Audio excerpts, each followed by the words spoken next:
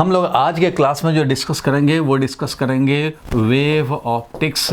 एक चैप्टर के जितने भी कॉन्सेप्ट्स हैं जो न्यूमेरिकल सॉल्व करने में आपको हेल्प करेंगे, चाहे वो बोर्ड बेस्ड न्यूमेरिकल हो या एंट्रेंस जे यूनिट बेस्ड न्यूमेरिकल हो, उनको अटेम्प्ट लेने में आपको हेल्प करेंगे। वो सारे कॉन्सेप्ट्स को हम लोग रिवाइज करेंगे। अभी जब तक ये क्लास एंड नहीं हो तब तक हम लोग सारे कॉन्सेप्ट को रिवाइज कर जाएंगे।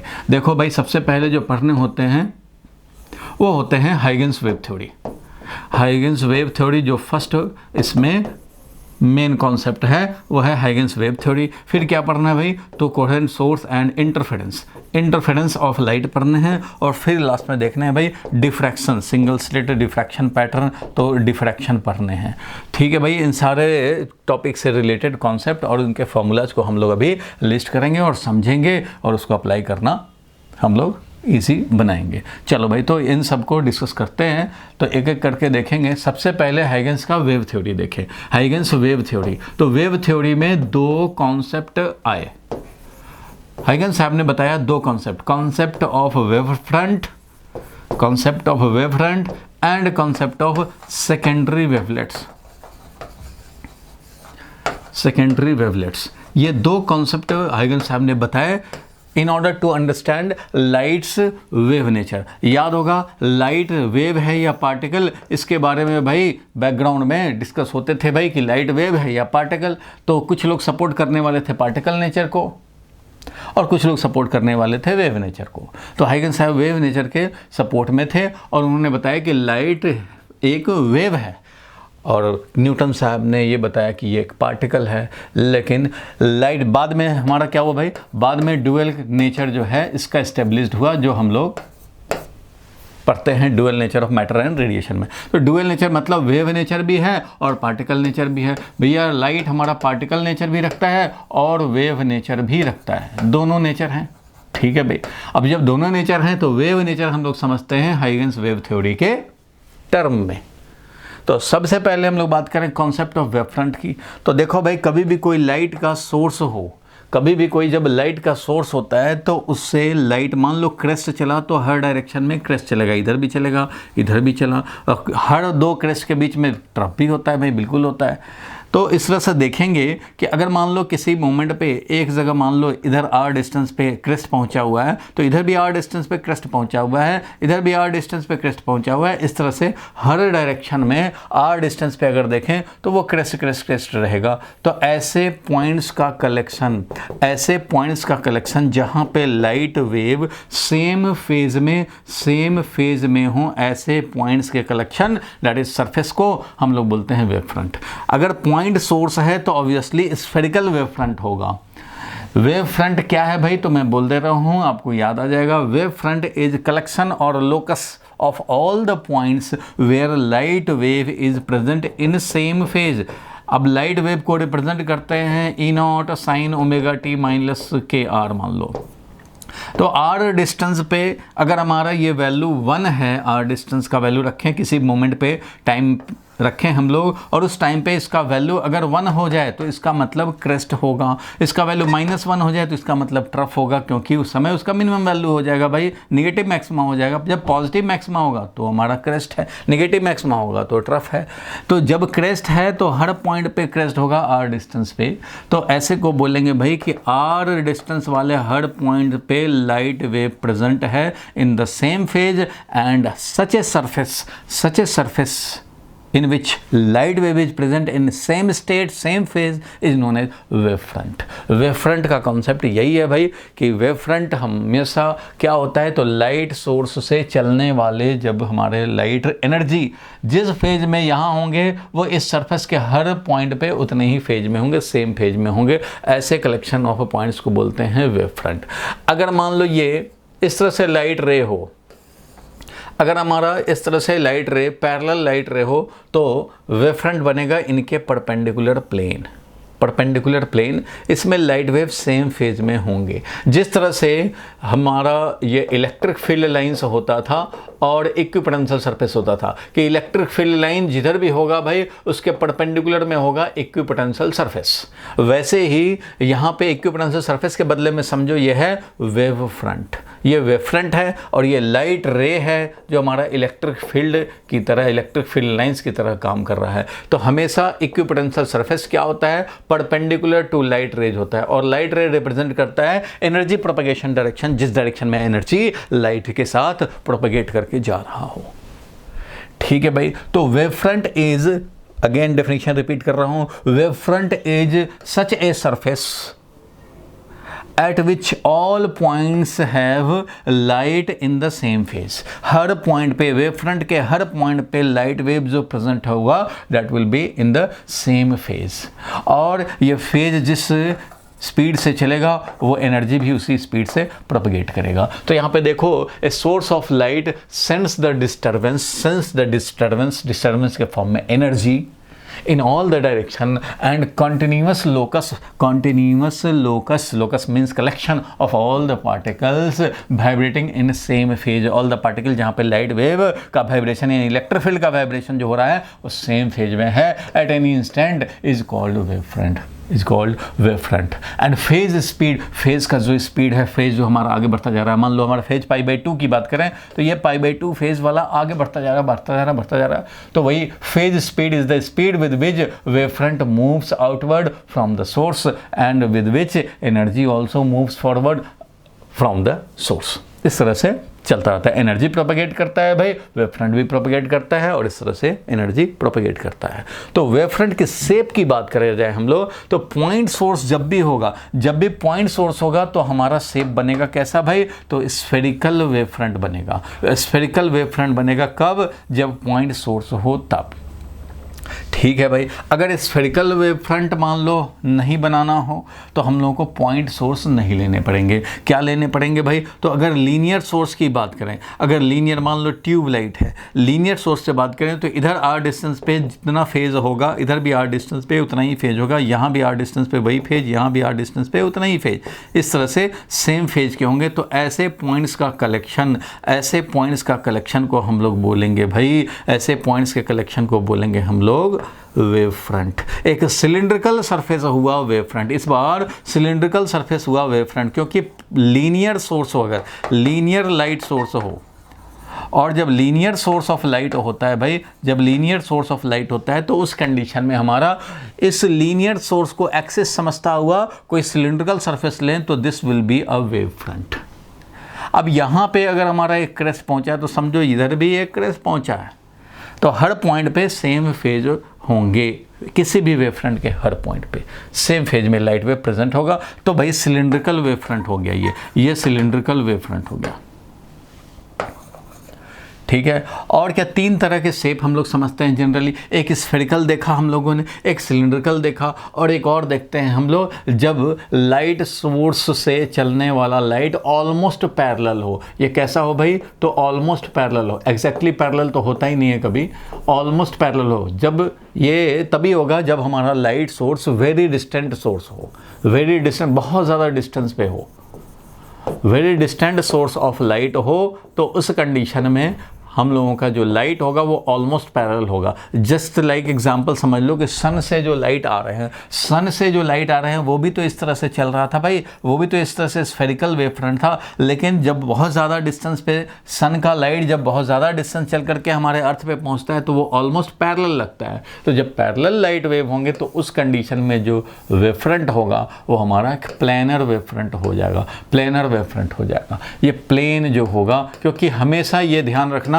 कि वेव फ्रंट जो होता है, wave front is always perpendicular to light ray, होगा, लाइट रे के डायरेक्शन यानी एनर्जी प्रोपगेशन डायरेक्शन के परपेंडिकुलर ही होता है। जिस तरह से equipotential surface electric field line के परपेंडिकुलर होता है, जिस तरह से इक्विपोटेंशियल सरफेस है इलेक्ट्रिक फील्ड लाइन के परपेंडिकुलर, वैसे ही लाइट वेव के परपेंडिकुलर होना है wave front.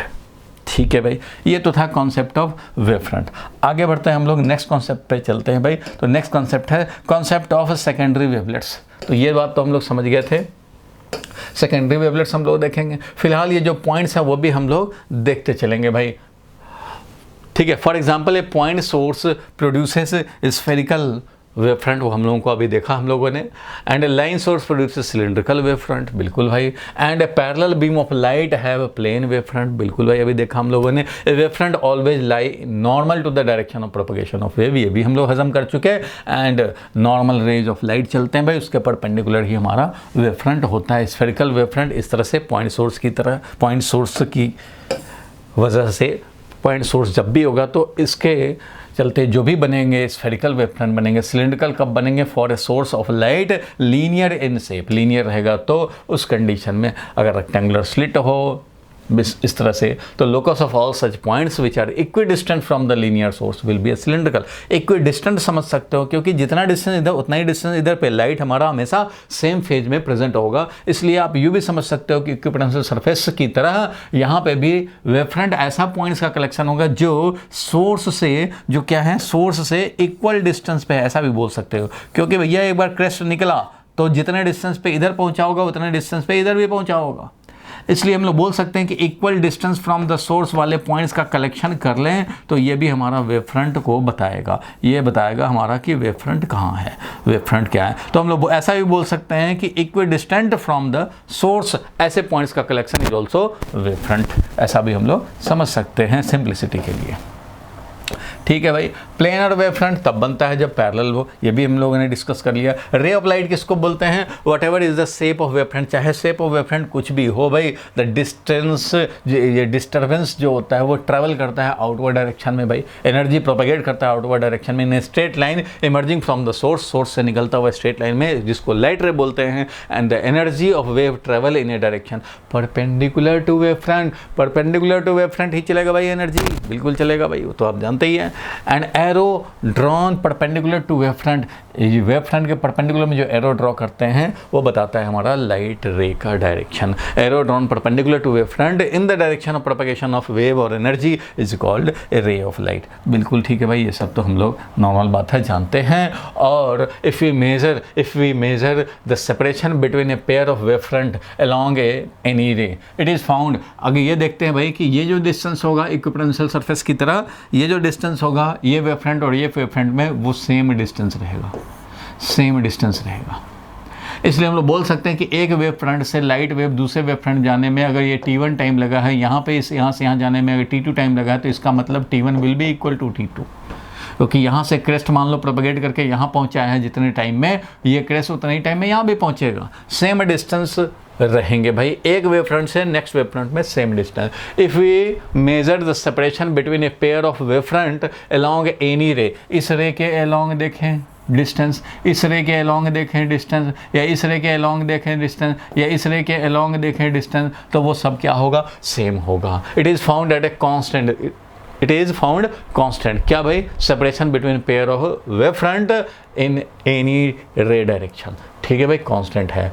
And this illustrates the two general principle, दो जनरल प्रिंसिपल इससे हम लोगों को पता लग रहा है कि rays are always perpendicular to wave front, बिल्कुल भाई। And the time taken for light to travel from one wave front to another is same along any ray direction. तो ये तो भाई ऑब्वियस सी बात है, ये तो हम लोग समझते हैं। चलो आगे बढ़ते हैं भाई, नेक्स्ट पॉइंट पे चलते हैं।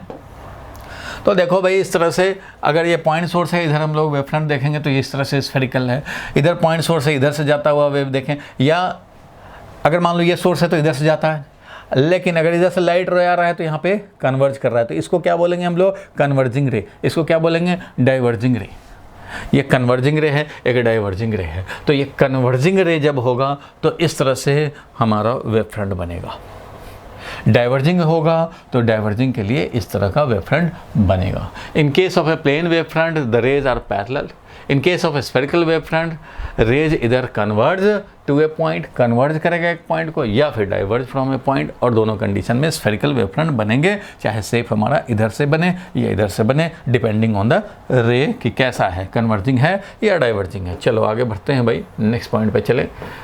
It states that every point on the given primary wave front, इसका मतलब क्या हो गया कि every point on a given wave front, किसी एक वेव फ्रंट पे बात करें, acts as a source of secondary wavelets. अब जरा हम लोग वेव फ्रंट के बारे में तो समझे, अब सेकेंड कॉन्सेप्ट देखने जा रहे हैं। सेकेंड कॉन्सेप्ट हाइगन साहब का क्या कहना था भाई? तो सेकेंडरी वेवलेट्स का कॉन्सेप्ट,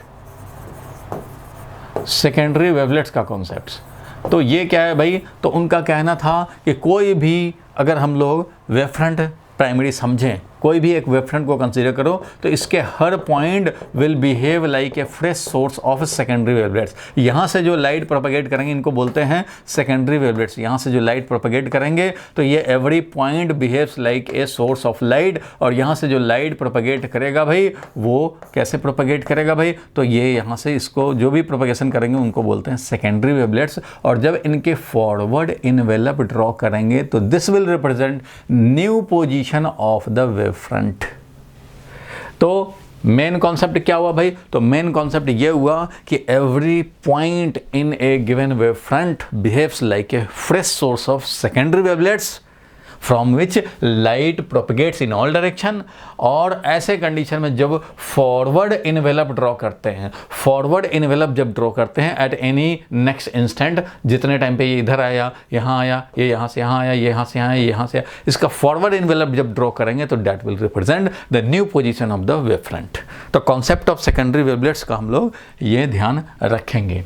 तो it states that every point on a given primary wavefront acts as a source of secondary wavelets, sending out disturbance in all direction in similar manner as the original source। Source की तरह ये निकालता है। ठीक है भाई। The new position of the wave front at any instant, अब new position of the wave front किसी भी इंस्टेंट पे क्या होगा भाई, is called the secondary wave form.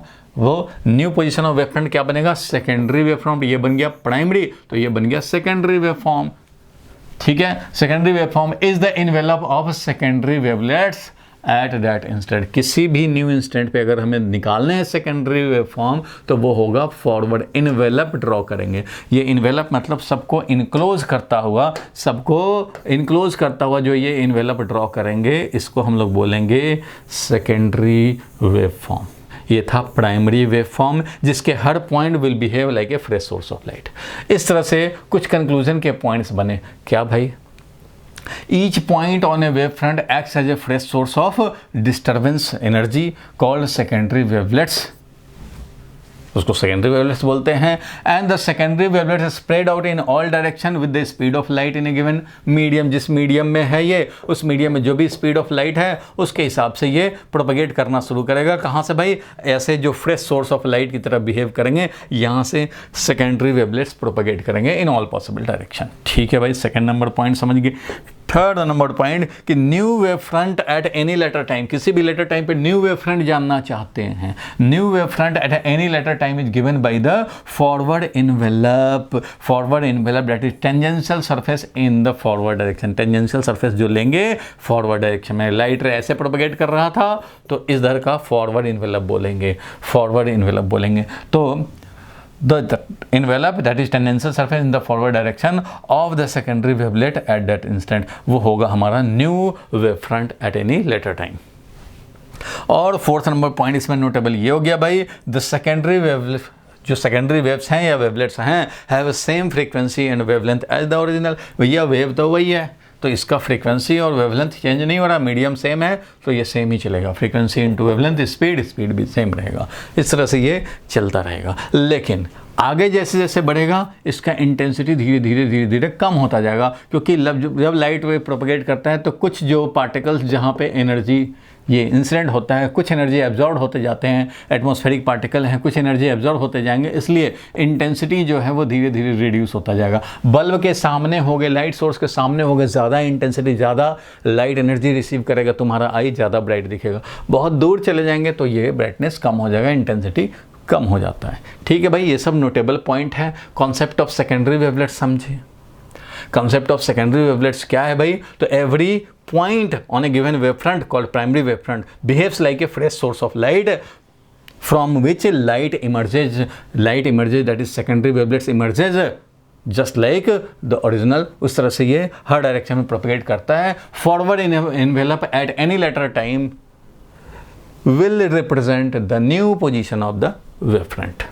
ठीक ठीक है भाई, इस तरह से ये दो कॉन्सेप्ट हम लोग समझते हैं और तब आगे बढ़ते हैं हम लोग भाई। तो हाइगन्स प्रिंसिपल फाइनली हम लोगों का तैयार हो गया उन दो कॉन्सेप्ट के साथ। दैट इज हाइगन principle is the basic of the wave theory of light and it is useful for finding, क्या भाई, क्या फाइंड करने में, the position and construction of new wave front. New wave front कैसे निकालेंगे, तो उसमें हाइगन्स वेव थ्योरी तुम्हारा काम करेगा किसी भी दूसरे मोमेंट पे अगर निकालना चाहें। It also tells how wave front propagate through the medium, medium से कैसे वेव फ्रंट आगे प्रोपेगेट कर रहा है।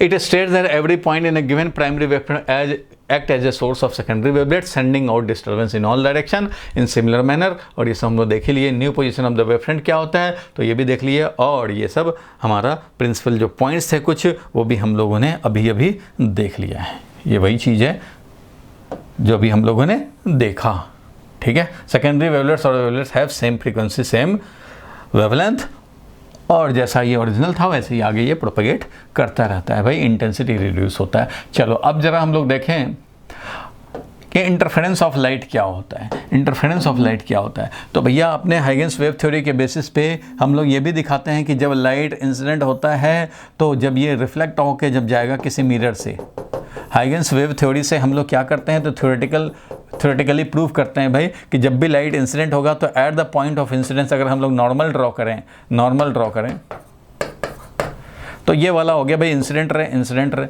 ये हो गया रिफ्लेक्टेड रे, ये भी हो गया रिफ्लेक्टेड रे। तो हम लोग ये हाइगन्स वेव थ्योरी के बेसिस पे हम प्रूव कर सकते हैं और थोड़ा ज्योमेट्री अप्लाई करके कि angle of incidence and angle of reflection are same. Angle of incidence and angle of reflection same होते हैं। साथ में हम लोग हाइगन्स वेव थ्योरी से ये भी प्रूव करते हैं कि जब हमारा लाइट वेव इस तरह से प्रोपेगेट करता है तो जब ये दूसरे मीडियम में एंटर करता है भाई तो it deviates from its original direction, और ये इस तरह से डेविएट करता है। मान लो μ1 वाले मीडियम से μ2 वाले मीडियम में जाता है तो ये एंगल ऑफ इंसिडेंस है, ये एंगल ऑफ रिफ्रैक्शन है, मीन्स ये एंगल ऑफ इंसिडेंस है, ये एंगल ऑफ रिफ्रैक्शन है। तो हम लोग using Huygens wave theory, Huygens construction, we can draw the refracted light.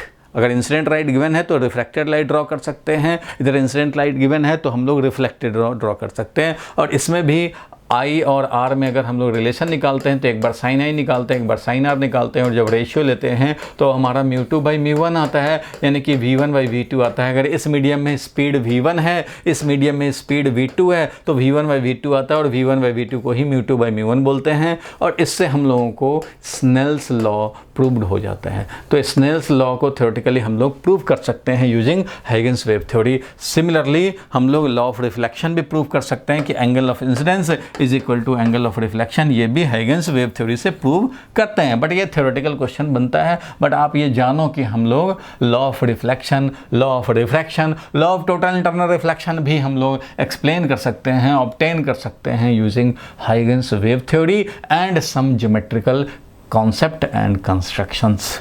ठीक है भाई, आगे बढ़ते हैं हम लोग। अब इसके बेसिस पे हम लोगों को इंटरफेरेंस पढ़ना है मेन। तो इंटरफेरेंस क्या होता है पहले ये बात समझें। इंटरफेरेंस होता है भैया जब कोई दो सोर्स ऑफ लाइट हैं, S1 है मान लो S2 है, तो जब ये लाइट यहाँ से प्रोपेगेट करता हुआ आया और इस तरह का अरेंजमेंट मिले कि भैया सिर्फ दो स्लिट ही हैं, उससे आगे आपको पास करने, बाकी सब ब्लॉक्ड हैं, तो ऐसे कंडीशन में इधर जो बनता है, इधर जो स्पेस में एनर्जी का रीडिस्ट्रीब्यूशन होता है, और स्क्रीन अगर रख दें तो उसमें भी एनर्जी का रीडिस्ट्रीब्यूशन दिखेगा। तो इसमें क्या दिखता है भाई, तो यहाँ से लाइट वेव पहुँच रहे हैं, यहाँ से भी लाइट वेव पहुँच रहे हैं। किसी भी पॉइंट पे हम लोग देखते हैं भाई तो इसका लाइट रे पहुँच रहा है, इसका भी लाइट रे पहुँच रहा है, और इस तरह से यहाँ पे देखते हैं कि एक मैक्सिमम मिलता है, कभी मिनिमा मिलता है, फिर मैक्सिमा एंड मिनिमा का अल्टरनेट वेरिएशन मिलता है, जिसको कि हम लोग बोलते हैं इंटरफेरेंस पैटर्न। इसको क्या बोलते हैं भाई, तो इंटरफेरेंस पैटर्न बोलते हैं, जिसमें ब्राइट एंड डार्क का ये इधर इंटेंसिटी दिखाया, समझो कि ये इंटेंसिटी है, सेंट्रल ब्राइट इसको बोलेंगे, ये हमारा डार्क पोजीशन है, इधर हमारा ब्राइट 1 है, सेकेंडरी ब्राइट का नंबर 1 ब्राइट, ये डार्क 2 है, ये सेकेंडरी ब्राइट 2 है। इस तरह से यहाँ पे भी डार्क 1 है, डार्क 2 है, और ये हमारा सेंट्रल ब्राइट के बाद जो पहला होता है उसको हम लोग B1 बोलते हैं। सेकेंडरी ब्राइट्स ये है हमारा सेंट्रल ब्राइट। सेंट्रल ब्राइट के अलावा जो भी ब्राइट होता है वो सेकेंडरी ब्राइट होते हैं। तो फर्स्ट सेकेंडरी ब्राइट है B1 B2। इस तरह से इंटरफेरेंस हुआ क्या, इंटरफेरेंस ये हुआ भाई कि जब भी दो कोहेरेंट सोर्स से लाइट वेव जब चलेंगे आगे प्रोपेगेट करेंगे तो इंडिपेंडेंट नहीं रह पाएंगे, मतलब लाइट जो है इंडिपेंडेंट इफेक्ट खाली नहीं दिखाएगा, इनका कंबाइंड इफेक्ट जो होगा वो होगा एनर्जी का redistribution. Because at any point and any point on the screen, at any point on the screen we will have two waves, one coming from S1 and the other coming from S2। अब ये जो दोनों आएंगे light wave एक ही साथ present होंगे जब वहाँ, तो इनका देखेंगे कि ये कंस्ट्रक्टिव सुपरपोजिशन देगा कि डिस्ट्रक्टिव सुपरपोजिशन देगा, उस हिसाब से यहाँ पे ब्राइट या डार्क या इन बिटवीन वाला बनेगा। तो आपको पता है कि भाई इंटरफेरेंस जब होता है तो कंस्ट्रक्टिव इंटरफेरेंस होता है और डिस्ट्रक्टिव इंटरफेरेंस होता है, या फिर नॉर्मली इंटरफेरेंस होता है भाई, इंटरफेरेंस कुछ भी इन जनरल इंटरफेरेंस भी होता है भाई, ना तो हमारा कंस्ट्रक्टिव वाला कंडीशन ना डिस्ट्रक्टिव वाला। कंस्ट्रक्टिव इंटरफेरेंस तब होता है जब दो वेव पहुँचे हों जिस पॉइंट पे, इन दोनों वेव में फेज डिफरेंस क्या हो, 0 हुआ हो या 2 पाई हुआ हो या 4 पाई हुआ हो या 6 पाई हुआ हो या 10 पाई हुआ हो, 8 पाई हुआ हो। इस तरह का जब इवन मल्टीपल ऑफ पाई होता है तो उस कंडीशन में कंस्ट्रक्टिव सुपरपोजिशन होता है, मीन्स फेज डिफरेंस 2n पाई हुआ होता है, 2n pi where n is equal to n क्या है भाई, तो 0 1 2 3 ऐसे इंटीजर्स हैं। तो जब ऐसा कंडीशन बनता है भाई, जब ऐसा कंडीशन होता है तो उस कंडीशन में हम लोग बोलते हैं कि कंस्ट्रक्टिव सुपरपोजिशन होगा। इट मीन्स दोनों का क्रेस्ट एक साथ पहुंचेगा या दोनों का ट्रफ एक साथ पहुंचेगा। तो ऐसे कंडीशन में एक दूसरे को कंस्ट्रक्ट करेंगे, सपोर्ट करेंगे और हमारा रिजल्टेंट एम्पलीट्यूड, रिजल्टेंट इंटेंसिटी ऐसे कंडीशन में मैक्सिमम होता है। तो भैया जब कंस्ट्रक्टिव सुपरपोजिशन होंगे तो रिजल्टेंट इंटेंसिटी होगा वो A1 प्लस A2 होगा, यानी कि दोनों एम्पलीट्यूड अगर सेम हो तो 2A हो जाएगा। और रिजल्टेंट इंटेंसिटी क्या होता है भाई, तो कांस्टेंट टाइम्स रिजल्टेंट एम्पलीट्यूड का स्क्वायर, इस तरह से 4 टाइम्स KA स्क्वायर होता है। और एक का अगर इंटेंसिटी I हो और उसका एम्पलीट्यूड अगर A हो तो एक का इंटेंसिटी KA स्क्वायर हो, तो 4 टाइम्स I हो जाता है। चलो कोई बात नहीं है, मुझे बस अभी इतना ही बताना था कि कहीं ब्राइट कहीं डार्क बनता है। और जब भी सुपरपोजिशन होता है, इंटरफेरेंस होता है, तो दो तरह के कंडीशन बनते हैं, चाहे तो ब्राइट वाला या तो डार्क वाला, यानी कि कंस्ट्रक्टिव होगा या फिर डिस्ट्रक्टिव होगा या फिर इन जनरल होगा। तो कंस्ट्रक्टिव के लिए ये हाल है भाई, कंस्ट्रक्टिव के लिए हमारा फेज डिफरेंस 2n पाई होता है। और इसी के साथ अगर हम लोग पाथ डिफरेंस की बात करें तो पाथ डिफरेंस हो जाएगा कितना भाई, तो 2n लैम्डा, या ऐसा बोले हम लोग n लैम्डा बोले, क्योंकि 2 पाई के कॉरस्पॉन्डिंग होता है लैम्डा। तो पाथ डिफरेंस अगर n लैम्डा हो, मीन्स लैम्डा हो, 2 लैम्डा 3 लैम्डा हो, तो ऐसे कंडीशन में भी बोलेंगे हम लोग कंस्ट्रक्टिव सुपरपोजिशन है। कैसे भाई, एक वेव ऐसे है, दूसरा वेव ये है, अगर एक का क्रेस्ट दूसरे का क्रेस्ट भी दोनों एक साथ पहुँचे तो कंस्ट्रक्टिव होगा, या एक का क्रेस्ट पहुँचा दूसरे का ये वाला क्रेस्ट पहुँचा तो भी भाई एक ही तरह का इफेक्ट होगा उस पॉइंट पे। तो जब एक का ये मीन्स समझो कि इस तरह से हो गया। फेज डिफरेंस कितना भाई, तो 2 पाई का फेज डिफरेंस हो तो भी वही इफेक्ट होगा, सिमिलर इफेक्ट होंगे और कंस्ट्रक्टिव बनेगा। 2 पाई का फेज डिफरेंस हो या 0 का फेज डिफरेंस, इन दोनों में क्या है, 0 का फेज डिफरेंस, इन दोनों में क्या है, 2 पाई का फेज डिफरेंस है, और ये वाला एक हो जाए और दूसरा ये हो जाए तो 4 पाई का फेज डिफरेंस हो जाएगा भाई, 2 पाई इधर और 2 पाई इधर। तो जब भी 0 या 2 पाई या 4 पाई फेज डिफरेंस हो, और पाथ डिफरेंस की बात करेंगे अगर हम लोग, तो एक ये वाला हो गया तो इसको बोलेंगे लैम्डा, एक को तो बोलते हैं भाई लैम्डा। तो जब ये लैम्डा है और ये भी लैम्डा है, तो जब पाथ डिफरेंस, ये फेज डिफरेंस 2 पाई का मतलब है path difference lambda, phase difference 4 पाई का मतलब है पाथ डिफरेंस 2 लैम्डा। इसलिए हम लोग बोल सकते हैं कि अगर पाथ डिफरेंस n लैम्डा हो तो वो कंस्ट्रक्टिव सुपरपोजिशन होगा, और कंस्ट्रक्टिव में रिजल्टेंट एम्पलीट्यूड दोनों का सम होगा और इंटेंसिटी जो होगा हमारा वो इस तरह से होगा। इन जनरल क्या होता है वो भी ज़रा समझेंगे और डिस्ट्रक्टिव सुपरपोजिशन भी समझेंगे। तो इन जनरल वाली बात मैं इधर पहले दिखा देता हूँ भाई। इन जनरल बात क्या होता है, तो इन जनरल भाई कोई भी पॉइंट ले लिया हमने, मान लो इन जनरल कोई भी पॉइंट ले लिया, ठीक है भैया, कोई भी एक पॉइंट लिया, तो एक पॉइंट लेंगे तो दोनों वेव पहुँचेगा भाई। फॉर एनी पॉइंट, किसी भी पॉइंट पे ऑन स्क्रीन या फिर स्पेस, कहीं भी किसी भी एक पॉइंट पे अगर देखा सर्टेन टाइम पे, तो एक वेव पहुंच रहा है दूसरा वेव पहुंच रहा है, एक वेव ये पहुंच रहा है दूसरा वेव ये पहुंच रहा है, दोनों में फेज डिफरेंस है मान लो 5 ही फेज डिफरेंस है। 5 में भी 0, में भी 2 पाई, में भी 4 पाई, में भी पाई, में भी 3 पाई 7 पाई कुछ भी हो जाए भाई, या फिर π/4 हो या फेज डिफरेंस π/2 हो, कुछ भी। तो अगर कोई जनरल पॉइंट है, general point on the screen है, फेज डिफरेंस मान लो फाई है, तो ऐसे कंडीशन में रिजल्टेंट एम्पलीट्यूड क्या होता है वो भी ध्यान रखना चाहिए। तो रिजल्टेंट एम्पलीट्यूड होता है, जिस तरह से वेक्टर होता है वैसे ही ये भी काम करता है। देखो मैं बताता हूँ, अगर एक वेव का मान लो ये ए है, फर्स्ट एम्पलीट्यूड मान लो A1 है इसका, दूसरा वेव जो प्रेजेंट है उसका एम्पलीट्यूड मान लो A2 है, ठीक है भाई, A1 है A2 है, इन दोनों में फेज डिफरेंस है फाई। तो ऐसे कंडीशन में जो रिजल्टेंट वेव बनेगा, रिजल्टेंट वेव होगा, उसका एम्पलीट्यूड कितना हो जाएगा, तो ये वेक्टर की तरह हम लोग इसको ट्रीट करके निकाल सकते हैं। This is resultant amplitude. और रिजल्टेंट एम्पलीट्यूड क्या होगा, तो वेक्टर आपका बताता है भाई कि रिजल्टेंट एम्पलीट्यूड जो होता है वो √A1² plus A2² plus twice A1 A2 cos phi होता है। ये है एम्पलीट्यूड का रिलेशन। मतलब बोल सकते हैं कि रिजल्टेंट एम्पलीट्यूड का square is A1² plus A2² plus twice A1 A2 and cos phi, ऐसा हम लोग बोल सकते हैं, ठीक है भाई। तो ये एम्पलीट्यूड का रिलेशन याद रखने हैं। जनरल बात, जब भी अब मान लो cos फाई हमारा 1 हो जाए, मतलब कंस्ट्रक्टिव जब भी सुपरपोजिशन होगा, कंस्ट्रक्टिव सुपरपोजिशन होगा तो फाई का वैल्यू 0, 2 पाई, 4 पाई, 8 पाई जो भी होगा, तो उस कंडीशन में ये 1 बन जाएगा। 1 बन जाएगा तो इसका मतलब A1² plus A2² plus twice A1 A2 means A1 plus A2 का होल स्क्वायर, ये हो जाएगा A1 प्लस A2 का होल स्क्वायर, और रूट लगाएंगे तो A1 plus A2, resultant wave हो जाएगा A1 प्लस A2 कंस्ट्रक्टिव के लिए। डिस्ट्रक्टिव के लिए क्या होगा, cos फाई -1। देखो भाई, कंस्ट्रक्टिव सुपरपोजिशन हो या कंस्ट्रक्टिव इंटरफेरेंस हो तो cos फाई का वैल्यू 1 हो जाएगा, क्योंकि cos 0 1 होता है, cos 2 पाई 1 होता है, cos 4 पाई 1 होता है, और यही डिस्ट्रक्टिव सुपरपोजिशन होता है। तो उस कंडीशन में cos फाई का वैल्यू -1 हो जाता है। cos फाई का वैल्यू क्या हो जाता है, -1। जब -1 होगा तो ये सोचो क्या होगा, जब ये वैल्यू -1 हो जाए तो इस कंडीशन में -2 A1 A2 means A1 minus A2 का होल स्क्वायर, तो रिजल्टेंट हमारा A1 माइनस A2 हो जाएगा। डिस्ट्रक्टिव वाले में रिजल्टेंट हमारा जो एम्पलीट्यूड होगा वो क्या होगा, तो A1 माइनस A2 यानी difference of the to. Constructive वाले में रिजल्टेंट वेव क्या होगा भाई, तो A1 प्लस A2 का होल स्क्वायर और रूट अंडर यानी कि A1 प्लस A2 बनेगा, दोनों को सम हो जाएगा। एक का एम्पलीट्यूड 2 है, दूसरे का 3 है, तो 2 और 3 5 हो जाएगा।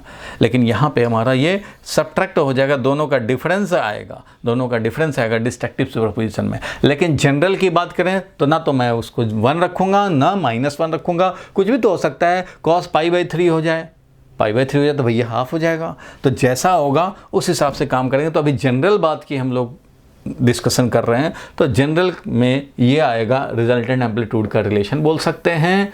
और अगर मैं इंटेंसिटी रिलेशन निकालना चाहूँ जनरल पॉइंट्स के लिए, इंटेंसिटी अगर रिलेशन निकालना चाहें तो क्या होगा भाई, तो दोनों साइड अगर k से मल्टीप्लाई कर दें तो ऐसा लिख सकते हैं k A resultant square is equal to k A1² plus k A2² plus 2 times root k A1 root k A2 into cos phi, ऐसा लिख सकते हैं भाई। और यहाँ पे देखो, जब दो वेव आते हैं S1 और S2 से, जब दो वेव पहुँच रहे होते हैं S1 और S2 से, तो फर्स्ट वाले से जो इंटेंसिटी है लाइट का, फर्स्ट वाले सोर्स से जो लाइट का इंटेंसिटी है S1 से एंड S2 से, तो इसको हम लोग I1 बोलेंगे तो वो होगा k A1²। Intensity proportional to amplitude का स्क्वायर होता है। सिमिलरली अगर I2 बोलेंगे तो वो हो जाएगा k A2 का स्क्वायर, k A2 का स्क्वायर।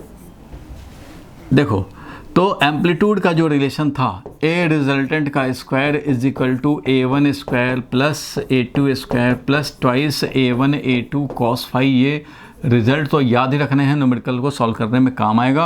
और जब k से मल्टीप्लाई कर दिया तो यहाँ पे क्या मिल गया था, तो k AR² is equal to k A1² plus k A2², k से बोथ साइड हमने मल्टीप्लाई किया, प्लस 2 और k से मल्टीप्लाई किया तो रूट k इंटू रूट के लिख सकते हैं, तो रूट के A1 और रूट के A2 ऐसा कर दिया। तो अभी भी तो ओवरऑल k से ही मल्टीप्लाइड हुआ इसमें, और cos फाई तो एज इट इज़ है ही। तो अभी भी बोथ साइड हमने समझो k से मल्टीप्लाई किया। तो भैया जब रिजल्टेंट इंटेंसिटी की बात करेंगे तो रिजल्टेंट इंटेंसिटी जो k टाइम्स रिजल्टेंट एम्पलीट्यूड का स्क्वायर, फर्स्ट वाला सोर्स से जो इंटेंसिटी चल रहा है, S1 से जो I1 वाला निकल रहा है और S2 से जो I2 वाला निकल रहा है भाई, तो इस तरह से अगर I1 लिखेंगे तो वो हो जाएगा k A1² और I2 लिखेंगे तो हो जाएगा k A2²। और अगर I1 k A1² है तो हम लोग बोल सकते हैं कि root I1 is equal to root k into A1, ऐसा लिखेंगे भाई। सिमिलरली इसका भी लिखेंगे इसका भी भाई दोनों तरफ रूट ले लेंगे तो root over I2 is equal to root k into A2, क्योंकि ये A2 का स्क्वायर है। I2 इज इक्वल टू के A2 square, I1 is equal to के A1 स्क्वायर। तो इस तरह से हम लोग ये भी लिख सकते हैं। तो इस तरह से अगर इसको हम लोग रिप्लेस करें तो this is equal to resultant intensity of the two wave का जो रिजल्टेंट इंटेंसिटी बना वो बना I1 plus I2 plus 2 root over I1 root over I2 into cos phi. ये मिला हमें रिजल्टेंट इंटेंसिटी के लिए फॉर्मूला भाई, और ये मिला हमारा रिजल्टेंट एम्पलीट्यूड के लिए फॉर्मूला। रूट लगा दो तो इधर AR हो जाएगा। इस तरह से ये तो वैलिड है भाई। अब इसी में कंस्ट्रक्टिव सुपरपोजिशन हो तो जहाँ जहाँ कॉस फाई है वहाँ हम लोग 1 कर देंगे। Cos phi is equal to 1 for क्या भाई, तो कंस्ट्रक्टिव सुपरपोजिशन जब हुए हों। कंस्ट्रक्टिव सुपरपोजिशन कब होता है, जब फेज डिफरेंस हमारा इवन मल्टीपल ऑफ पाई होता है। और यहीं पे कॉस फाई जहाँ जहाँ दिख रहा है तुम्हें वो तुम -1 रख सकते हो। कब भाई, जब हमारा डिस्ट्रक्टिव सुपरपोजिशन, और डिस्ट्रक्टिव सुपरपोजिशन तब होता है जब हमारा पाई हो, 3 पाई हो फेज डिफरेंस, 5 पाई, 7 पाई, 9 पाई, इस तरह से ऑड मल्टीपल ऑफ पाई हो। ऑड मल्टीपल ऑफ पाई का मतलब हो गया 2n + 1 पाई या फिर 2n - 1 पाई। 2n + 1 पाई लिखते हो तो n का वैल्यू 0, 1, 2, 3, 4 करना, क्योंकि पहला जो आना चाहिए वैल्यू वो पाई का होना चाहिए। पाई, 3 पाई, 5 पाई, तो ये 0 रखेंगे तो अपने आप आ जाएगा पाई। अगर 2n - 1 पाई लिखते हैं तो n का वैल्यू 1, 2, 3, 4 कर लेंगे। तो इस तरह से कंस्ट्रक्टिव, डिस्ट्रक्टिव, जनरल। अगर जनरल हुआ भैया तो पाई का वैल्यू हमारा π/3 दिया हो, π/2 दिया हो, कुछ भी दिया हो तो वो आप रख सकते हैं। तो ये सब तो है। तो जब भी दो वेव से जब लाइट वेव चलते हैं भाई, तो स्पेस में और स्क्रीन पे जो सुपरपोजिशन होता है, इससे क्या होता है, एनर्जी का रीडिस्ट्रीब्यूशन, कहीं ज़्यादा ब्राइट कहीं पे कम, यानी कि डार्कनेस भी हो सकता है, कंप्लीट डार्कनेस भी हो सकता है। तो ब्राइट का अल्टरनेट वेरिएशन जो होता है वो उसको बोलेंगे हम लोग redistribution of light, redistribution of intensity of light. This is occurring due to interference superposition of two waves coming from two coherent source of light, two coherent source of light। coherent source of light बहुत ज़रूरी है अगर interference pattern बनना है तो। Sustain interference बनने के लिए ज़रूरी है कि कोहेरेंट सोर्सेज ऑफ लाइट हों। तो इंटरफेरेंस हुआ क्या, तो interference is the phenomena of redistribution of energy और intensity due to superposition of two waves coming from two coherent sources of light. तो इंटरफेरेंस ऑफ लाइट क्या हुआ, जरा यहाँ पे हम लोग देखें भाई। तो it is the phenomena of redistribution of energy on account of superposition of light wave from two coherent sources. बिल्कुल ठीक है भाई। Interference pattern produce point of maxima and minimum intensity, और वो भी अल्टरनेटली बिल्कुल बनता रहता है भाई। Points where the resultant intensity is maximum, interference is said to be constructive. जहाँ पे मैक्सिमम इंटेंसिटी है वहाँ कंस्ट्रक्टिव सुपरपोजिशन, कंस्ट्रक्टिव इंटरफेरेंस है। And at the point of destructive interference the resultant intensity is minimum, और even 0 भी हो सकता है। 0 for complete dark, 0 for complete dark. अगर कंप्लीट डार्क हो तो 0 भी इंटेंसिटी हो सकता है। वो तभी होता है जब A1 value is equal to A2 हो और फेज डिफरेंस हमारा ऑड मल्टीपल ऑफ पाई हो।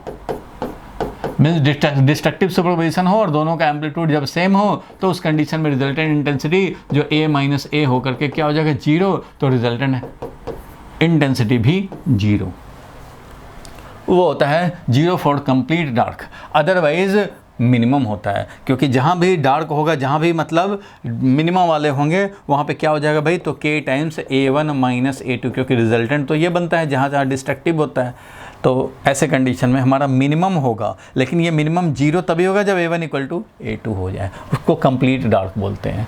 तो interference is the phenomena of redistribution of energy of light और intensity due to superposition of two waves, due to superposition of two waves coming from two light source. और दोनों light source कैसे होने चाहिए भाई, तो दोनों लाइट सोर्स कोहेरेंट होने चाहिए। दोनों लाइट सोर्स क्या होने चाहिए, कोहेरेंट होने चाहिए, तभी ऐसा हो पाएगा। चलो भाई, बिल्कुल ठीक बात है। अब यहाँ से हम लोग आगे बढ़ते हैं, नेक्स्ट पे चलते हैं, नेक्स्ट पॉइंट पे चलते हैं।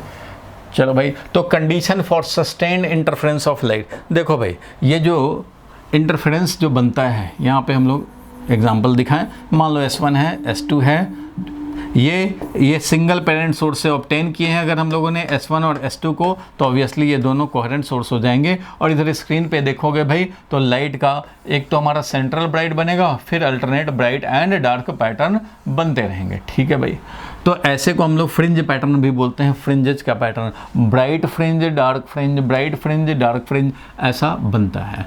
ठीक है भाई, अब इसमें इस डिस्टेंस को, distance between slit and screen को बोलते हैं हम लोग क्या भाई, तो ये हम लोग distance between slit and screen capital D के बोलते हैं। और यहाँ पे S1 और S2 में जो डिस्टेंस है उसको स्मॉल डी बोलते हो। और इंटरफेरेंस हो रहा है भाई, इंटरफेरेंस होने से जो फ्रिंज पैटर्न बना, इस फ्रिंज पैटर्न में अगर हम लोग देखें कि distance between two bright point और distance between two dark point जो होता था वो कितना होता था भाई, तो लैम्डा डी बाई डी होता था। ये फॉर्मूला बनता है फ्रिंज विड्थ का, इसको हम लोग बोलते हैं फ्रिंज का width, fringe width, distance between two consecutive bright और distance between two consecutive dark. आता कहाँ से है भैया, तो आता है यहाँ से कि जब S1 और S2 होता है, मैं बस खाली दिखा रहा हूँ, डेराइव नहीं कर सकता अभी क्योंकि कॉन्सेप्ट रिवीजन क्लास है ये डेरिवेशन वाला क्लास के लिए तो भाई जो रेगुलर CBSE का क्लास होता है उसमें देखना होता है।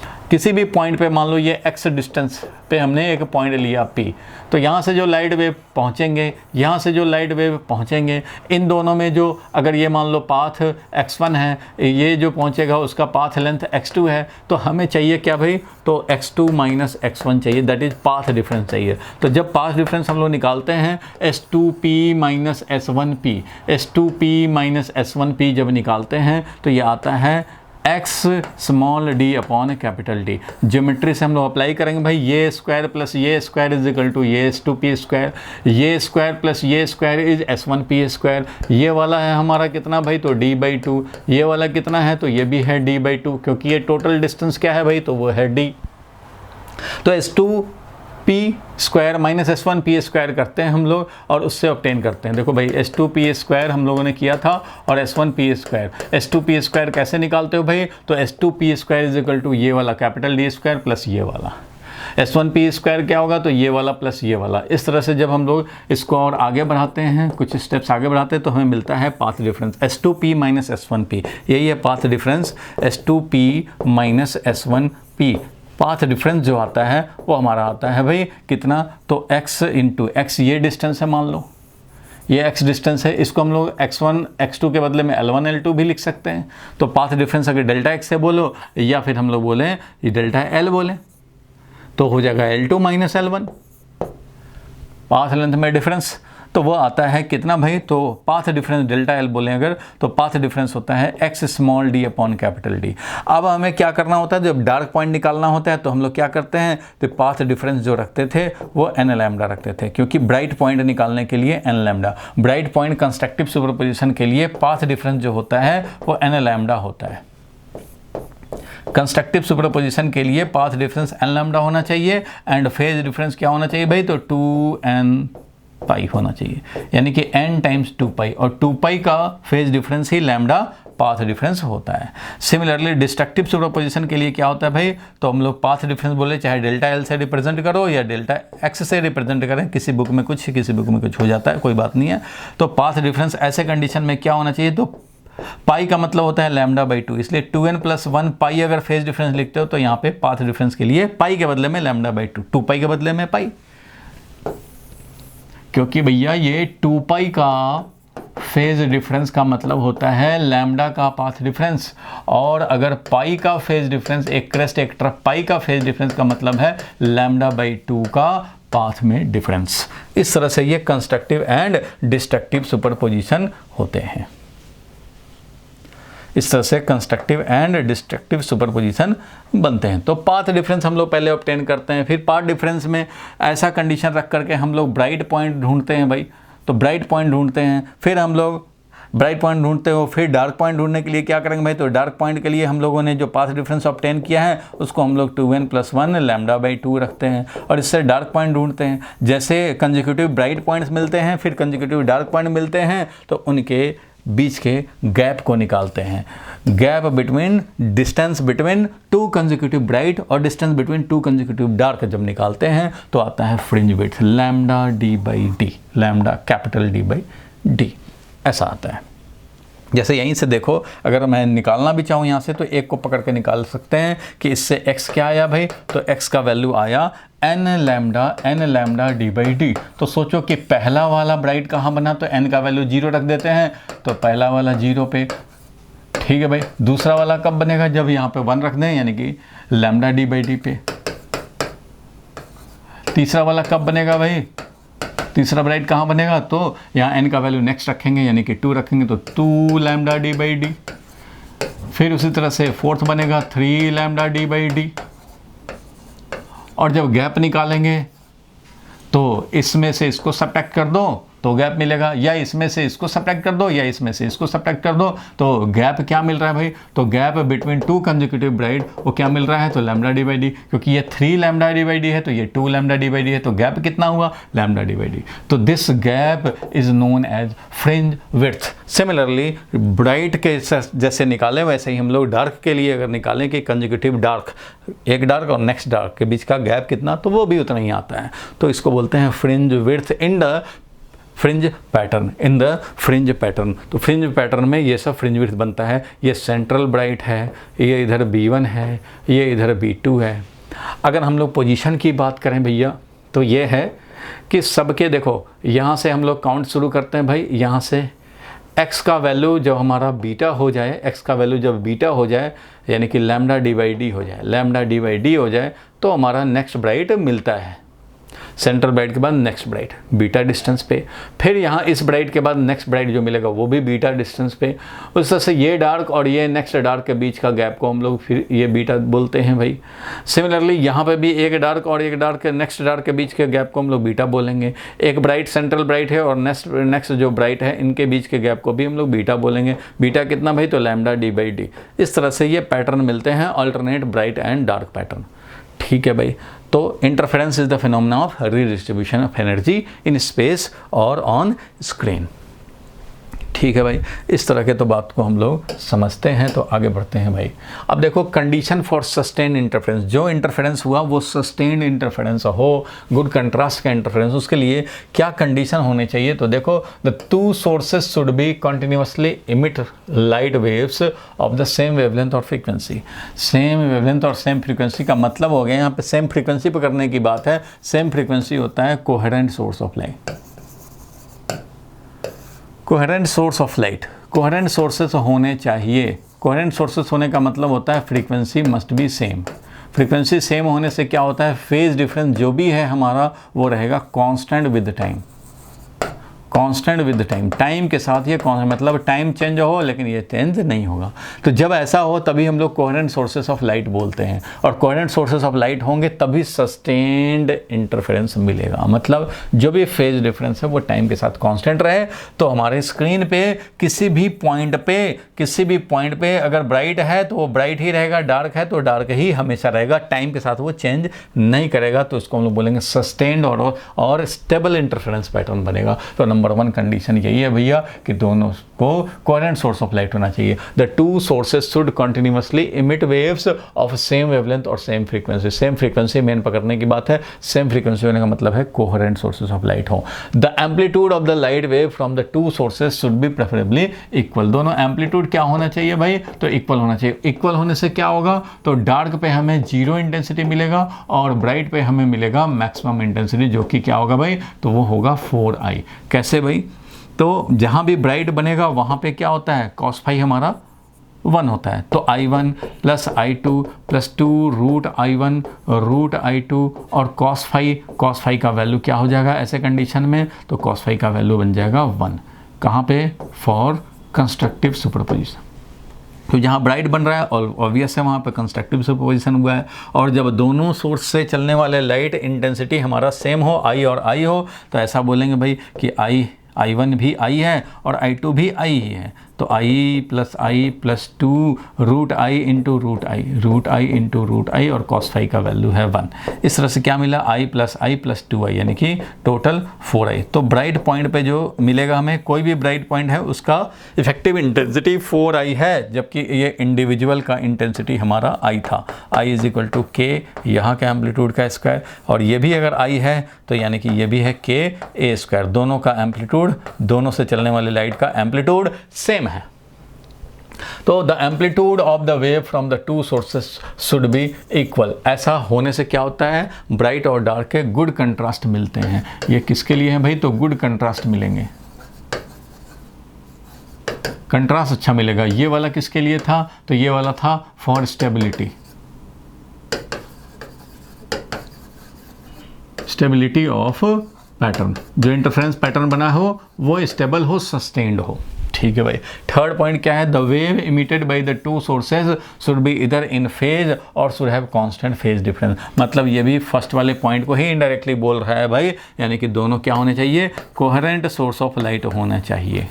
ठीक है भाई। The two sources must be very close to each other. भैया ये भी कंडीशन हम लोगों ने देखा था कि दोनों क्लोज होने चाहिए, यानी कि D should be very very small compare to capital D। Capital D meters में होते हैं जनरली। अगर आपको गुड कंट्रास्ट और सस्टेन इंटरफेरेंस ऑब्जर्वेबल होने चाहिए तो ये मीटर्स में होते हैं, और ये वाला क्या होते हैं भैया, मिलीमीटर्स में होते हैं, इन मिलीमीटर्स। तो हमें मिलता है विजिबल इंटरफेरेंस पैटर्न जो कि हम लोग इजीली एनालाइज कर सकें। तो two sources must lie very close to each other and the two sources should be very narrow. और वो क्या होना चाहिए, नैरो भी होना चाहिए। मीन्स स्लिट जो होना चाहिए वो नैरो स्लिट होना चाहिए, नैरो स्लिट होना चाहिए, वेरी वेरी फाइन होल होना चाहिए, होल की तरह फाइन स्लिट्स होने चाहिए। वाइड स्लिट्स नहीं होना चाहिए। वाइड स्लिट होने से टू मैनी सोर्सेस हो जाएंगे। अब मान लो 2 ट्यूबलाइट लगा देंगे कि यहाँ ट्यूबलाइट यहाँ ट्यूबलाइट, तो उससे हमें नहीं मिलेगा, क्योंकि यहाँ पे मेनी सोर्सेस हो गए, मेनी सोर्सेस हो गए। जब मेनी सोर्सेस हो गए, 50 यहाँ हो गए, 50 यहाँ हो गए, तो टोटल 100 सोर्सेस का सुपरपोजिशन कहीं पे होगा। तो हमें 100 में से कुछ के कंस्ट्रक्टिव, कुछ के डिस्ट्रक्टिव, कुछ के इन बिटवीन ऐसे होकर के ना तो ये ब्राइट बन पाएगा ना डार्क बन पाएगा, यानी इंटरफेरेंस दिखेगा ही नहीं। हर पॉइंट भी ऑलमोस्ट इक्वल हो जाएगा। 100 सोर्स जा रहे हैं, कोई ब्राइट कोई डार्क, कोई हमें ब्राइट डार्क का कंप्लीट पैटर्न नहीं मिलेगा, ऑब्जर्वेबल नहीं हो पाएगा। तो ये भी वेरी इंपॉर्टेंट है good contrast and sustained interference के लिए कंडीशन। ठीक है भाई, ये सारी बातें।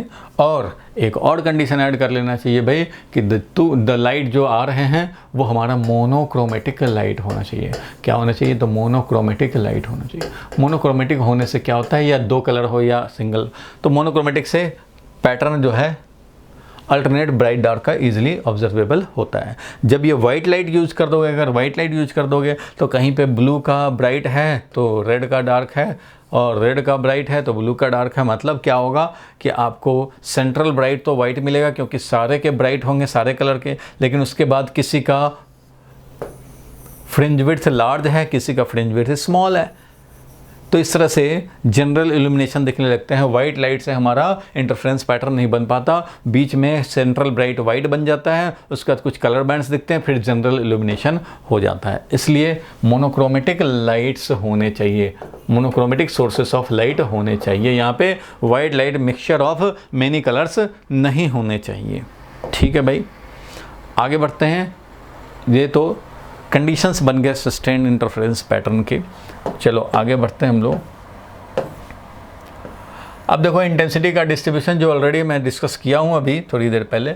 इंटेंसिटी का कैसे रिडिस्ट्रीब्यूशन होता है भाई, if A and B are amplitude of the interfering, A1 A2 बोले या ए एंड बी बोले, अगर हमारा ये एम्पलीट्यूड बना और phi is the constant phase difference, phi is the constant phase difference, क्योंकि कोहेरेंट सोर्स रहेंगे तो जो भी फेज डिफरेंस होगा दैट विल बी कांस्टेंट। तो कांस्टेंट अगर फेज डिफरेंस फाई है between the two waves at any point P, then the resultant amplitude क्या होगा भाई, तो A1 square plus A2 square under root और twice A1 A2 cos phi, या A square plus B square plus 2AB cos phi, ये होता ही है। और अगर हमारा पहला वाला इंटेंसिटी I1 हो, I2 हो, KBV square, then resultant intensity क्या हो जाएगा भाई, तो रिजल्टेंट इंटेंसिटी देखो एम्पलीट्यूड हमारा इस तरह से आया, तो रिजल्टेंट इंटेंसिटी जगह I1 plus I2 plus 2 root over I1 I2 cos phi. तो ये भी फॉर्मूला हम लोग देख चुके हैं, ये भी फॉर्मूला हम लोग देख चुके हैं। रिजल्टेंट यहाँ पे एम्पलीट्यूड के लिए, ये रिजल्टेंट इंटेंसिटी के लिए। ठीक है भाई, इसमें कोई नई बात नहीं है। ठीक है, आगे बढ़ते हैं हम लोग। अब देखो अगर I1 I2 सेम हो जाए, अगर क्या हो भाई, तो I1 I2 अगर सेम हो जाए तो उस कंडीशन में क्या होगा, तो आपको पता ही है I1 I2 जब सेम हो, दैट इज दोनों से एम्पलीट्यूड सेम रहें, तो उस कंडीशन में मान लो सब दोनों I0 है, तो इस कंडीशन में रिजल्टेंट इंटेंसिटी जब निकालेंगे तो ये इस तरह से निकालेंगे भाई। I1 plus 2 root I1 root over I1 cos phi होता है। तो इस तरह से ये मिलता है। ये भी फॉर्मूला लोग याद रखते हैं भाई कि रिजल्टेंट इंटेंसिटी किसी भी पॉइंट पे क्या हो जाता है भाई, तो 4I cos square phi by 2 होता है अगर हमारा I1 is equal to I2 is equal to I हो। अगर I0 लोगे तो यहाँ पे 4I0 cos फाई। ये ब्राइट का इंटेंसिटी है, ये है ब्राइट वाले का इंटेंसिटी। हर ब्राइट का तो इतना ही इंटेंसिटी होता है 4I। तो ब्राइट वाले का intensity cos square phi by 2 होता है resultant intensity at any point where phase difference is 5। Phase difference जहाँ 5 हो। आता कहाँ से भाई, तो आता यहीं से है कि रिजल्टेंट इंटेंसिटी होगा भाई I1 plus I2 plus 2 root over I1 root over I2 और cos ऑफ फाई, ऐसा होगा। तो ये 2I यहाँ पे और 2I यहाँ पे भी है, कॉमन ले लेंगे तो 1 प्लस cos फाई बनेगा भाई। और यहाँ से हम लोग 2I ऐसे रखते हैं और 1 प्लस cos फाई को बोलते हैं 2 cos square phi by 2। 2 cos square phi by 2 ये फॉर्मूला होता है भाई ट्रिग्नोमेट्री में कि 1 प्लस cos x जो होता है वो 2 cos स्क्वायर x बाई 2 होता है, और 1 माइनस cos x जो होता है वो होता है 2 sin स्क्वायर और x बाई 2। तो ये तो भैया ट्रिग्नोमेट्री का फॉर्मूला है, याद है तो ठीक है, नहीं याद है तो याद कर लो। तो इस तरह से मिलता है ये। तो 4 टाइम्स इंडिविजुअल इंटेंसिटी और ये cos स्क्वायर फाई बाई 2 ऐसा मिलता है resultant intensity at any point. यानी बोल सकते हैं ब्राइट पॉइंट का intensity into cos square phi by 2 बोलें, या 4 times individual intensity cos square phi by 2 बोलें। तो ये बात तो होता है भाई। तो यही चीज़ यहाँ पे दिखा रखे हैं हम लोग। इसी को आगे बढ़ाओगे तो ये मिल जाएगा, अच्छी बात है। अब देखो व्हेन cos फाई जब 1 हो जाए, दैट इज कंस्ट्रक्टिव सुपरपोजिशन हो जाए, तो मैक्सिमम यानी कि ब्राइट जो बनेगा वो कितना बन जाएगा भाई, तो इससे निकालें या उससे निकालें। अब यहाँ देखो root over I1 plus root over I यानी कि 2 रूट ओवर I1 I2 जब सेम हो तो इसका स्क्वायर मतलब क्या हो गया 4 टाइम्स इंटेंसिटी। तो भाई ब्राइट पे होता ही है 4 टाइम्स इंटेंसिटी, चाहे यहाँ से निकालो चाहे वहाँ से निकालो। यहाँ से भी निकालोगे तो जहाँ पे ब्राइट पॉइंट है ये वैल्यू हो जाएगा 1 और ये बन जाएगा 4I। जहाँ पे cos फाई -1 हो यानी कि डिस्ट्रक्टिव सुपरपोजिशन जहाँ हुआ हो तो मिनिमम इंटेंसिटी हमारा ये होगा, बिल्कुल होगा भाई, क्योंकि amplitude under root I1 under root I2 amplitude के डिफरेंस का स्क्वायर। तो वैसे ही आप चाहें तो यहाँ भी रख करके किसी भी फॉर्मूला में रख सकते हो भाई, -1 रख दो cos फाई मिल जाएगा। Maximum intensity and minimum intensity का रेशियो चाहिए तो मैक्सिमम इंटेंसिटी होता है भैया A1 प्लस A2 का स्क्वायर के प्रोपोर्शनल, और मिनिमम जो होगा वो A1 माइनस A2 के स्क्वायर के प्रोपोर्शनल होगा भाई, क्योंकि इंटेंसिटी लिख रहे हो। जब इंटेंसिटी लिख रहे हो तो इंटेंसिटी के हिसाब से अगर हम लोग लिखेंगे तो K टाइम्स ये K कैंसिल हो जाएगा, और ये A1 प्लस A2 का होल स्क्वायर। A1 का मतलब है under root I1 plus K2 मतलब अंडर रूट I2 मतलब A2 हो गया, तो ये स्क्वायर और ये वाला स्क्वायर A1 माइनस A2 का स्क्वायर। तो आप इंटेंसिटी के टर्म में ऐसे लिख सकते हो, एम्पलीट्यूड पता हो तो ऐसे लिख सकते हो, बात एक ही। और I1 I2 अगर सब हमारा सेम हो जाए तो maximum intensity 4I0, minimum intensity 0 होता ही है, और ये जनरल ये सब ऑब्टेन हम लोग कर चुके हैं। और अगर दोनों सोर्स कोहेरेंट ना हो, इनकोहेरेंट हो, मतलब टाइम के साथ इनका फेज डिफरेंस चेंज होता रह रहा हो, जब टाइम के साथ हमारा फेज डिफरेंस चेंज होता रह रहा हो तो ऐसे कंडीशन में भैया यहाँ पे फेज डिफरेंस सेम नहीं है, कांस्टेंट नहीं है। फेज डिफरेंस जब कांस्टेंट नहीं हो तो ऐसे कंडीशन में समझो कि इंटरफेरेंस पैटर्न नहीं हो रहा, सब इधर उधर भागते रहेंगे, मीन्स जनरल इल्यूमिनेशन। तो हर पॉइंट पे जो इंटेंसिटी एट एवरी पॉइंट बनेगा, अगर ये दोनों इनकोहेरेंट हुए तो दोनों इनकोहेरेंट हुए अगर, तो उस कंडीशन में कोई इंटरफेरेंस नहीं बनेगा और एवरी पॉइंट पे इंटेंसिटी सेम रहेगा। वो कितना भाई, तो फर्स्ट वाले से I1 इंटेंसिटी आ रहा है, सेकंड वाले से I2 आ रहा है, तो I1 प्लस I2 रहेगा।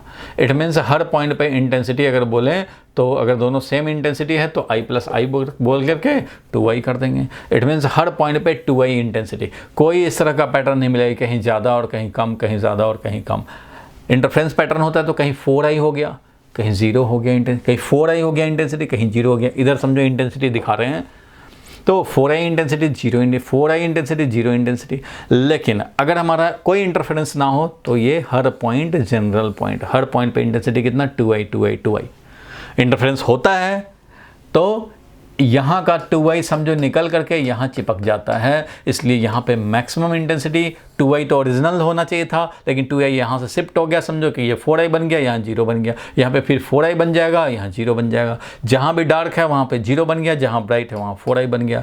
इस तरह से अगर नहीं इंटरफ्रेंस होता तो हर पॉइंट पे 2i, इंटरफ्रेंस हुआ तो कुछ पॉइंट पे 4i बन गया, कुछ पॉइंट पे 0 बन गया, मीन्स 2i जो है समझो कि यहाँ होना चाहिए था वो शिफ्ट हो गया यहाँ, उस तरह से ये 2i शिफ्ट हो गया यहाँ, समझो ये 2i शिफ्ट हो गया यहाँ पे। तो इस तरह से ब्राइट पॉइंट पे 2i ओरिजिनल और 2i शिफ्ट होने से यानी रीडिस्ट्रीब्यूशन ऑफ एनर्जी हुआ, बट टोटल एनर्जी उतना ही रहेगा, टोटल एनर्जी उतना ही रहेगा। हर पॉइंट पे 2i के बदले में कुछ पॉइंट 4i वाले बन गए, कुछ पॉइंट 0 वाले बन गए, तो एवरेजली तो अब भी 2i ही हुआ, क्योंकि भैया कुछ पॉइंट्स हमारे 4i वाले हैं, कुछ 0 वाले हैं, तो एवरेज अगर इंटेंसिटी निकालें, इंटरफेरेंस अगर होता है तो एवरेज इंटेंसिटी 2i है, इंटरफेरेंस नहीं होता है तो भी एवरेज इंटेंसिटी हमारा 2i ही रहेगा।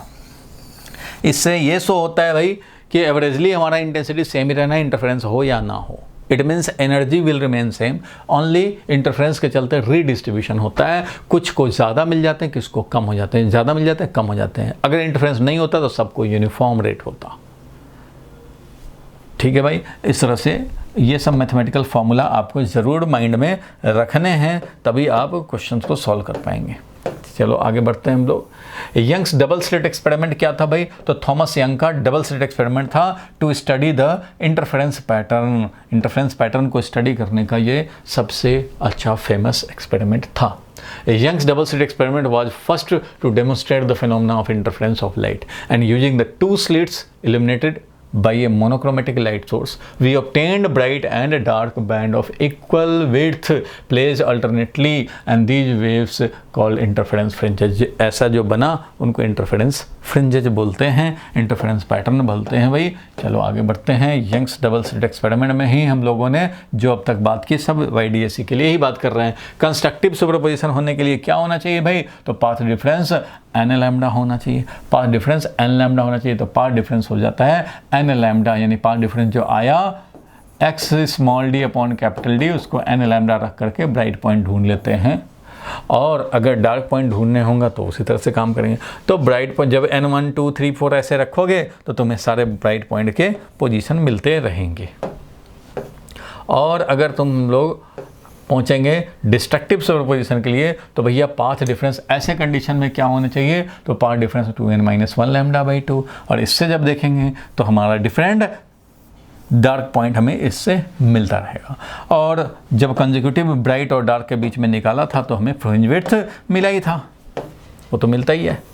फ्रिंज विड्थ क्या है? The distance between any two consecutive bright और dark fringes known as fringe width. Fringe width का वैल्यू आता है लैम्डा d बाई डी। एक और होता है टर्म एंगुलर फ्रिंज विड्थ। भैया एंगुलर फ्रिंज विड्थ क्या होता है? तो एंगुलर फ्रिंज विड्थ होता है एंगल वाइज क्या है फ्रिंज का विड्थ।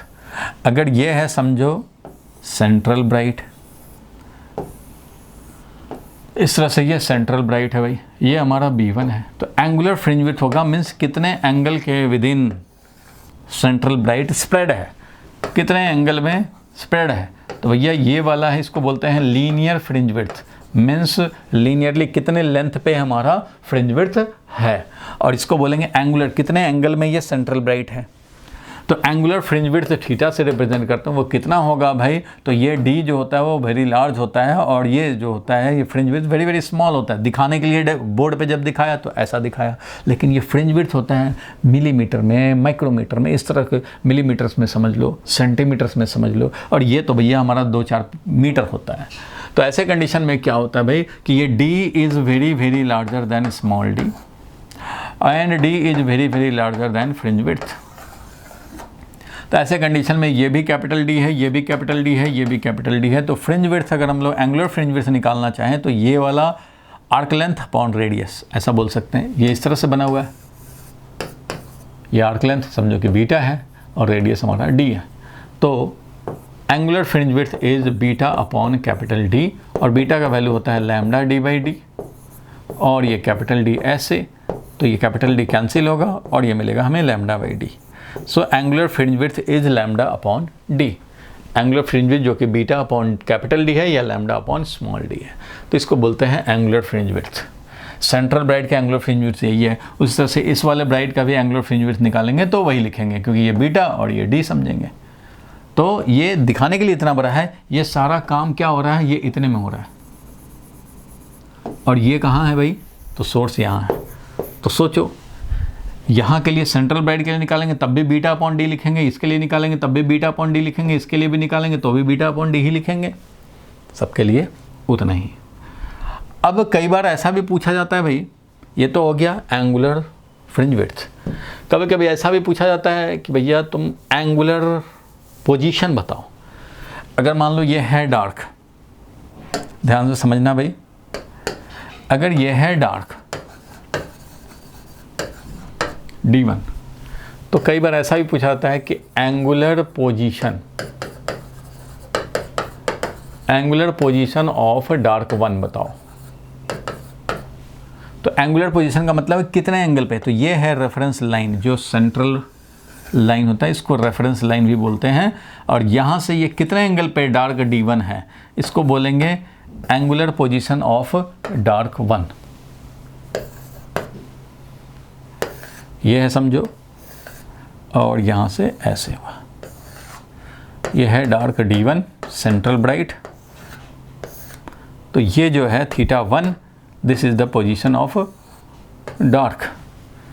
तो एंगुलर पोजीशन क्या हो जाएगा भाई, तो एंगुलर पोजीशन हो जाएगा, ये पूरा होता था बीटा, तो इसमें से ये हाफ है, तो हम लोग बोलेंगे β/2 है ये, और ये वाला तो भैया कैपिटल डी है, तो हम लोग बोलेंगे ये कि β/2 अपॉन कैपिटल डी है। तो इस तरह से एंगुलर पोजीशन ऑफ डार्क 1 हो जाएगा β/2 मतलब λ/d/d, और ये 2, और यहाँ पे कैपिटल डी कैंसिल हो जाएगा, डी कैपिटल डी वाला कैंसिल हो जाएगा, और यहाँ मिल जाएगा λ/2d। ये एंगुलर पोजीशन हुआ। तो इसी तरह से एंगुलर पोजीशन तो किसी का भी पूछा जा सकता है, इस वाले का भी एंगुलर पोजीशन पूछा जा सकता है कि भैया जो B1 है उसका एंगुलर पोजीशन बताओ, जो B1 है उसका एंगुलर पोजीशन बताओ। तो इसका एंगुलर पोजीशन कैसे निकालेंगे भाई, तो ऐसे निकालेंगे, इसका एंगुलर पोजीशन ये वाला निकालेंगे। वो कितना होगा भाई, तो यहाँ से सोच लो, यहाँ से यहाँ तक का क्या हुआ, तो टोटल बीटा हुआ। तो B1 का एंगुलर पोजीशन, ये B1 है, B1 का एंगुलर पोजीशन निकालेंगे तो वही बीटा अपॉन डी करेंगे, और बीटा अपॉन डी करेंगे तो हमें मिल जाएगा भाई जो भी निकालना हो। तो किसी का भी एंगुलर पोजीशन मतलब कितने एंगल पे है वो, तो सीधा ये वाला length divided by capital D, ऐसा करके सिंपली हम लोग काम कर सकते हैं। आगे बढ़ते हैं हम लोग, नेक्स्ट क्वेश्चन पे चलते हैं। अब देखो विड्थ से रिलेटेड है, विड्थ ऑफ द स्लिट और इंटेंसिटी का रिलेशन। तो भैया विड्थ और इंटेंसिटी ये दोनों तो डायरेक्टली प्रोपोर्शनल होते हैं, जितना ज़्यादा विड्थ बढ़ाओगे उतना ज़्यादा एरिया बढ़ेगा, और उससे ज़्यादा लाइट रे और ज़्यादा इंटेंसिटी बनेगा। तो intensity and width directly proportional होता है, लेकिन इंटेंसिटी तो एम्पलीट्यूड के स्क्वायर के प्रोपोर्शनल होता है, इसलिए ये रिलेशन है, ये याद रखना। अब मैक्सिमम इंटेंसिटी होता है A+B, यानी कि एक एम्पलीट्यूड दूसरे एम्पलीट्यूड, क्योंकि कंस्ट्रक्टिव पे तो यही होता है रिजल्टेंट एम्पलीट्यूड, डिस्ट्रक्टिव पे यही होता है रिजल्टेंट एम्पलीट्यूड। और एक टर्म आता है फ्रिंज विजिबिलिटी, ये कभी कभी पूछ दिया था, कभी कभी ही। तो फ्रिंज विजिबिलिटी क्या होता है, फ्रिंज का विजिबिलिटी, तो फ्रिंज विजिबिलिटी जो होता है वो मैक्सिमम इंटेंसिटी और मिनिमम इंटेंसिटी का डिफरेंस, मैक्सिमम इंटेंसिटी मिनिमम का डिफरेंस, और डिवाइडेड बाय मैक्सिमम इंटेंसिटी और प्लस मिनिमम इंटेंसिटी, ये रेशियो को बोलते हैं विजिबिलिटी। कितना ज़्यादा विजिबल होगा उसका मैथमेटिकल रिप्रेजेंटेशन विजिबिलिटी, फ्रिंज का विजिबिलिटी, फ्रिंज कितना इजीली हमें दिखेगा, कितना ज़्यादा विजिबल होगा, वो ये फैक्टर है। मैक्सिमम इंटेंसिटी कितना है, मिनिमम इंटेंसिटी कितना है, दोनों में बहुत ज़्यादा डिफरेंस होगा तो विजिबिलिटी बढ़ेगा। दोनों में मान लो maxima minima almost same type का, मैक्सिमा का थोड़ा ज़्यादा इंटेंसिटी है, मिनिमा का थोड़ा सा कम है, इस तरह से है। मैक्सिमा वाला का मान लो 4 यूनिट का इंटेंसिटी है, मिनिमा वाला का 3.5 का इंटेंसिटी, फिर मैक्सिमम वाला का 4 और मिनिमम वाला का 3.5, तो इस कंडीशन में विजिबिलिटी कम होगा, क्लैरिटी कम दिखेगा। तो सोचो कि ये 4 हो और इधर 3.5 हो, डिवाइडेड बाई 4 + 3.5 हो, तो इस कंडीशन में तो बहुत कम हो जाएगा, 0.5 डिवाइडेड बाई 7.5, तो ये विजिबिलिटी बहुत कम हो गया। तो हमें बड़े ध्यान देना पड़ेगा कि अच्छा ब्राइट डार्क है भी क्या, पता नहीं चल रहा उतना, विजिबिलिटी कम है। लेकिन अगर एक का मान लो 4 है और दूसरे का ऑलमोस्ट 0 या 0.5 हो, अगर मान लो 0.5 भी बोलते हैं, एक का 4 है और दूसरे का 0.5 है, अगर ऐसे हो तो एक का 4 है, दूसरे का 0.5 है, तो 4 + 0.5 इस तरह से है मैक्सिमा और मिनिमा। तो ये यहाँ पे देखोगे कि 3.5 और डिवाइडेड बाई ये है 4.05 ये है। तो यहाँ पे विजिबिलिटी ऑलमोस्ट 1 से थोड़ा कम है। तो विजिबिलिटी अगर 1 से थोड़ा कम हो और अगर 1 हो जाता है तो मैक्सिमम सबसे अच्छा विजिबिलिटी समझते हैं हम लोग। तो 1 से थोड़ा कम है, ये समझो कि 0.85 है। अब देखो अगर मिनिमम हमारा 0 हो जाए, डार्क हो जाए, बिल्कुल मिनिमम 0 हो जाए, तो उस कंडीशन में क्या होगा विजिबिलिटी, Imax -0 और Imax +0। तो Imax कैंसिल होगा क्योंकि तो दोनों 0 है, Imax कैंसिल होकर 1 बन जाएगा। तो उसको सबसे ज़्यादा परफेक्ट विजिबिलिटी वाला समझा जाएगा। तो जितना 1 के क्लोज है उतना विजिबिलिटी हाई होगा। अब इन दोनों में जब मैक्सिमम मिनिमम जब ऑलमोस्ट सिमिलर जैसे हों तो उस कंडीशन में क्या होगा, विजिबिलिटी पुअर हो जाएगा। सोचो कि मैक्सिमा और मिनिमा जब 1 होगा विजिबिलिटी तो सबसे ज़्यादा आराम से दिखेगा हमें ब्राइट डार्क के पैटर्न। तो विजिबिलिटी के लिए ये टर्म याद रखने हैं। चलो आगे बढ़ते हैं हम लोग। अब देखो जब हम लोग एंटायर YDSC सेटअप को, अगर पूरा यंग्स डबल स्लिट एक्सपेरिमेंट के सेटअप को हम लोग डिप करते हैं, कहाँ भाई, वाटर में या किसी भी और मीडियम में, तो फ्रिंज विड्थ पे क्या इफेक्ट पड़ता है। तो भैया फ्रिंज विड्थ पे तो इफेक्ट पड़ेगा, क्योंकि फ्रिंज विड्थ जो होता है बीटा वो होता है λ/d। तो जब भी तुम कैपिटल D चेंज करो या स्मॉल d चेंज करो या लैम्डा चेंज करो तो भैया चेंज तो होगा ही, चेंज होगा, बिल्कुल चेंज होगा। तो फ्रिंज विड्थ में चेंज आते रहते हैं। अगर मान लो हमने YDSC सेटअप किया है और वो हमने एयर में रखा था तो उस कंडीशन में अपना फ्रिंज विड्थ मिला। अब जैसे ही इसको वाटर में डिप करेंगे तो वाटर में डिप करोगे तो बाकी सब कुछ तो सेम रहेंगे, स्मॉल d सेम है, कैपिटल D सेम है, सेटअप में कोई चेंज नहीं हुआ, बस मीडियम चेंज हो गया। तो जो वेवलेंथ यहाँ पे वाटर का था, वाटर में था, जिस वेव को यूज़ किया तुमने एक्सपेरिमेंट करने के लिए, तो उसका वेवलेंथ वाटर में अलग हो जाएगा। क्योंकि एयर में या वैक्यूम में जो वेवलेंथ होता है और वाटर में जब जाते हैं तब वेवलेंथ क्या होता है, तो वाटर में वेवलेंथ एयर के वेवलेंथ से क्या हो जाएगा, mu times refractive index times कम हो जाएगा। क्यों, क्योंकि v = न्यू लैम्डा होता है, सबको मालूम ही है। मीडियम चेंज होने से हमारा म्यू तो चेंज होता नहीं, स्पीड जरूर चेंज होता है। स्पीड क्या हो जाएगा, तो भैया जो एयर में स्पीड था, समझो एयर में स्पीड जो था उससे वाटर में कितना टाइम्स हो जाएगा, तो डिवाइडेड बाई रिफ्रैक्टिव इंडेक्स। क्योंकि स्पीड किसी भी मीडियम होता है c divided by refractive index, refractive index होता है c डिवाइडेड बाई मीडियम में स्पीड, तो स्पीड हो गया c डिवाइडेड बाई म्यू। तो यहाँ पे मैं लिखूंगा कि स्पीड हो गया है अब v air divided by mu, यानी c डिवाइडेड बाई म्यू। तो यहाँ पे न्यू तो वही रहने हैं, तो वेवलेंथ भी जो एयर में था वो डिवाइडेड बाई म्यू होना पड़ेगा, तभी तो ये वैलिड रहेगा। हमारा फ्रीक्वेंसी चेंज होता नहीं है, तो अगर ये स्पीड हाफ होगा तो वेवलेंथ भी हाफ होगा, स्पीड 1/3 होगा तो वेवलेंथ भी 1/3 होगा। इसलिए आप दूसरे मीडियम में या वाटर में डिप करते हैं तो स्पीड हमारा ऐसे हो जाता है, इसलिए वेवलेंथ भी ऐसे हो जाएगा। तो वेवलेंथ भी इफेक्टिवली डिक्रीज हो जाएगा, जो एयर में वेवलेंथ था उससे कम हो जाएगा। तो वेवलेंथ डिक्रीज हो गया तो फ्रिंज विड्थ भी तो डिक्रीज हो गया, क्योंकि वेवलेंथ तो अब न्यू डालोगे, new wavelength = new fringe width = new λ/d/d, ऐसा बोलेंगे। d तो सेम रहा, लेकिन यहाँ पे वेवलेंथ ही चेंज हो गया। और वेवलेंथ कितना चेंज हुआ भाई, तो पहले वाला वेवलेंथ डिवाइडेड बाई म्यू है, तो ऐसे करोगे। It means new fringe width क्या हो गया भाई, तो न्यू फ्रिंज विड्थ हो गया पहले वाला fringe width divided by refractive index. तो इस तरह से फ्रिंज विड्थ भी डिक्रीज हो जाते हैं। तो वही चीज़ यहाँ पे दिखाया है, when entire apparatus of YDSC is immersed in a medium of refractive index mu, then fringe width becomes λ'/d/d, that is lambda क्या बन गया, तो λ/μ बन गया, तो λ/μ/d, यानी कि फ्रिंज विड्थ पहले जो था डिवाइडेड बाई रिफ्रैक्टिव इंडेक्स। इस तरह से फ्रिंज विड्थ चेंज हो जाएंगे जब भी कोई मीडियम चेंज करेंगे। ठीक है भाई, ये सब ध्यान रखने हैं। आगे बढ़ते हैं। When a thin transparent plate of a thickness, देखो भाई अगर YDSC में हम लोग देखें कि अगर हमने एक यहाँ पे स्लिट है S1 है, एक S2 है, ध्यान देना S1 है S2 है, और एक के सामने हमने एक स्लैब रख दिया, T थिकनेस का स्लैब रख दिया जिसका रिफ्रैक्टिव इंडेक्स म्यू है। तो YDSC में क्या चेंज होगा, इस इंटरफेरेंस पैटर्न में क्या चेंज होगा, तो पहले मान लो इंटरफेरेंस था ये, पहले जब स्लैब नहीं डाले थे तो इंटरफेरेंस पैटर्न था ये। तो आप ध्यान रखना भाई कि इसमें क्या चेंज होते हैं, तो वो मैं दिखा रहा हूँ तुम्हें। इसमें चेंज ये होता है भाई कि अब जब स्लैब डाल दोगे तो जिस तरफ स्लैब डाले, देख रहे हो कि इस S1 की तरफ डाले, तो उसी तरफ फ्रिंज पैटर्न शिफ्ट होगा। मतलब ये वाला भी शिफ्ट हो जाएगा, ये वाला भी शिफ्ट हो जाएगा, ये वाला भी, सब entire fringe pattern will shift by some amount. किधर? उसी साइड में जिधर हमने स्लैब डाला है। तो जिधर स्लैब डाला उस तरफ शिफ्ट हो जाएंगे, यानी कि तुम्हारा फ्रिंज विड्थ जो होगा वो अब इस तरह का बन जाएगा। सब जो है समझो अपवर्ड थोड़े थोड़े शिफ्ट हो गए। इस तरह से अपवर्ड शिफ्ट हो गए। कितने अमाउंट से शिफ्ट करेंगे भाई? कितने अमाउंट से, कितना क्वांटिटी से, कितना डिस्टेंस से ये शिफ्ट हो जाएंगे? तो ये शिफ्ट अगर मैं बोलूँ तो देखो, याद रखने का तरीका, लैम्डा डी बाई डी होता था फ्रिंज विड्थ। तो लैम्डा के बदले में हम लोग क्या डालते हैं? तो इसके बदले में, लैम्डा के बदले में अब डालोगे कितना? तो जितना पाथ डिफरेंस इस स्लैब के चलते इंट्रोड्यूस्ड हुआ है, तो पाथ डिफरेंस स्लैब के चलते इंट्रोड्यूस जो होता है वो T minus T by mu होता है। या ऐसा लिखें, टी बाई म्यू नहीं, टी माइनस, क्योंकि ये बन जाता है म्यू टी, तो mu T minus T. Optical path से रिलेटेड है ये बात, ऑप्टिकल पाथ से रिलेटेड है ये बात।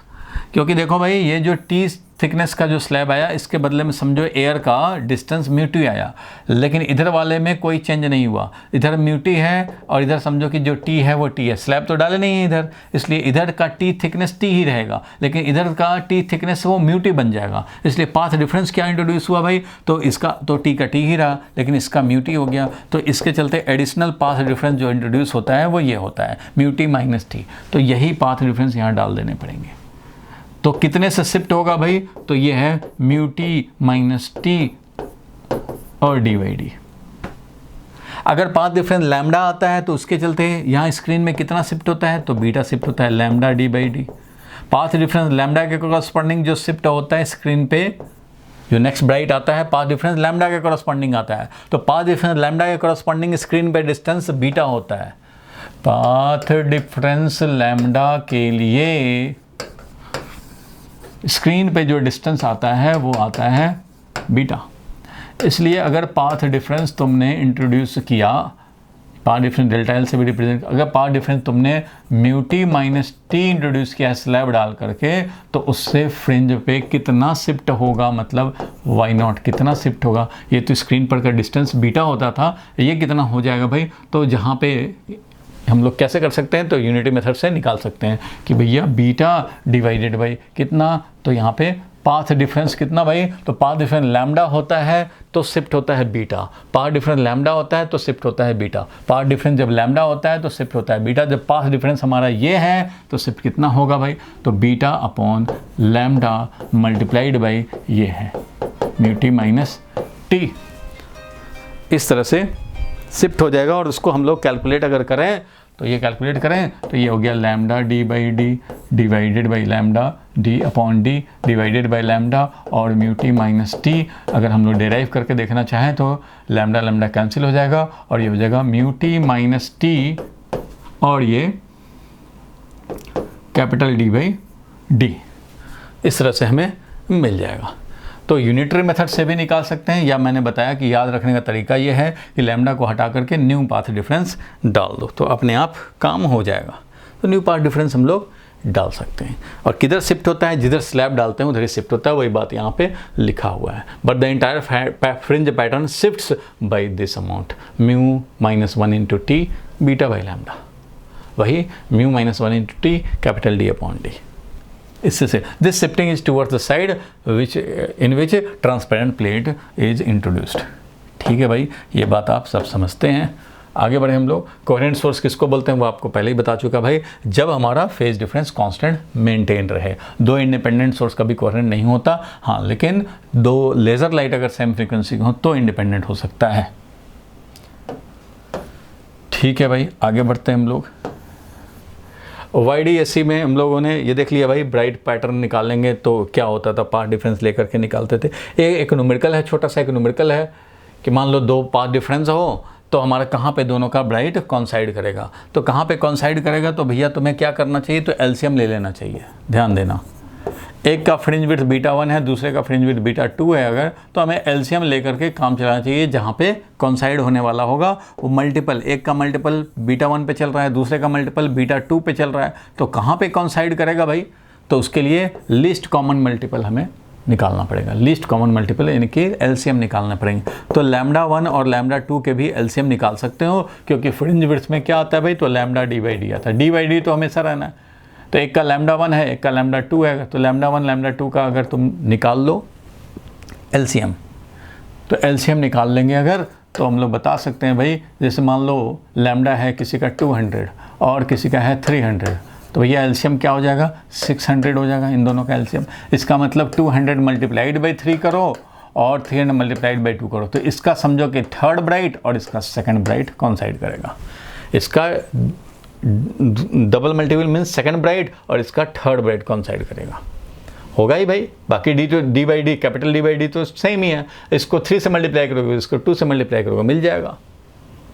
तो जैसा रहेगा एलसीएम लेने से पता लग जाएगा कि किसका कितना मल्टीपल। एलसीएम आया तो वो आया 600, तो 600 इससे कब आएगा? 2 टाइम्स मल्टीप्लाई, इससे कब आएगा? 3 से मल्टीप्लाई करके, इस तरह से हमें मिल जाएगा। अब मान लो यहाँ पे 300 था और यहाँ पे मान लो 100 था, अगर ऐसा हो जाए तो इसका मतलब इनका एलसीएम लेंगे तो क्या मिलेगा? 300। इसका मतलब जहाँ पे ये आएगा इसका और इसका थर्ड वाला, इसका फर्स्ट और इसका थर्ड वाला कॉन्साइड कर जाएगा। तो इस तरह से एलसीएम लेकर भी हम लोग निकाल सकते हैं। न्यूमेरिकल जब हम लोग करेंगे क्लास तो उसमें आप देखेंगे, चाहे सीबीएसई वाले में भी बताया था, उसमें भी देखते हैं हम लोग, उसमें भी आता है ये सब कि कहाँ पे दोनों कॉन्साइड करेंगे। तो भैया लिस्ट कॉमन मल्टीपल निकाल लो, उससे आपको पता लग जाएगा।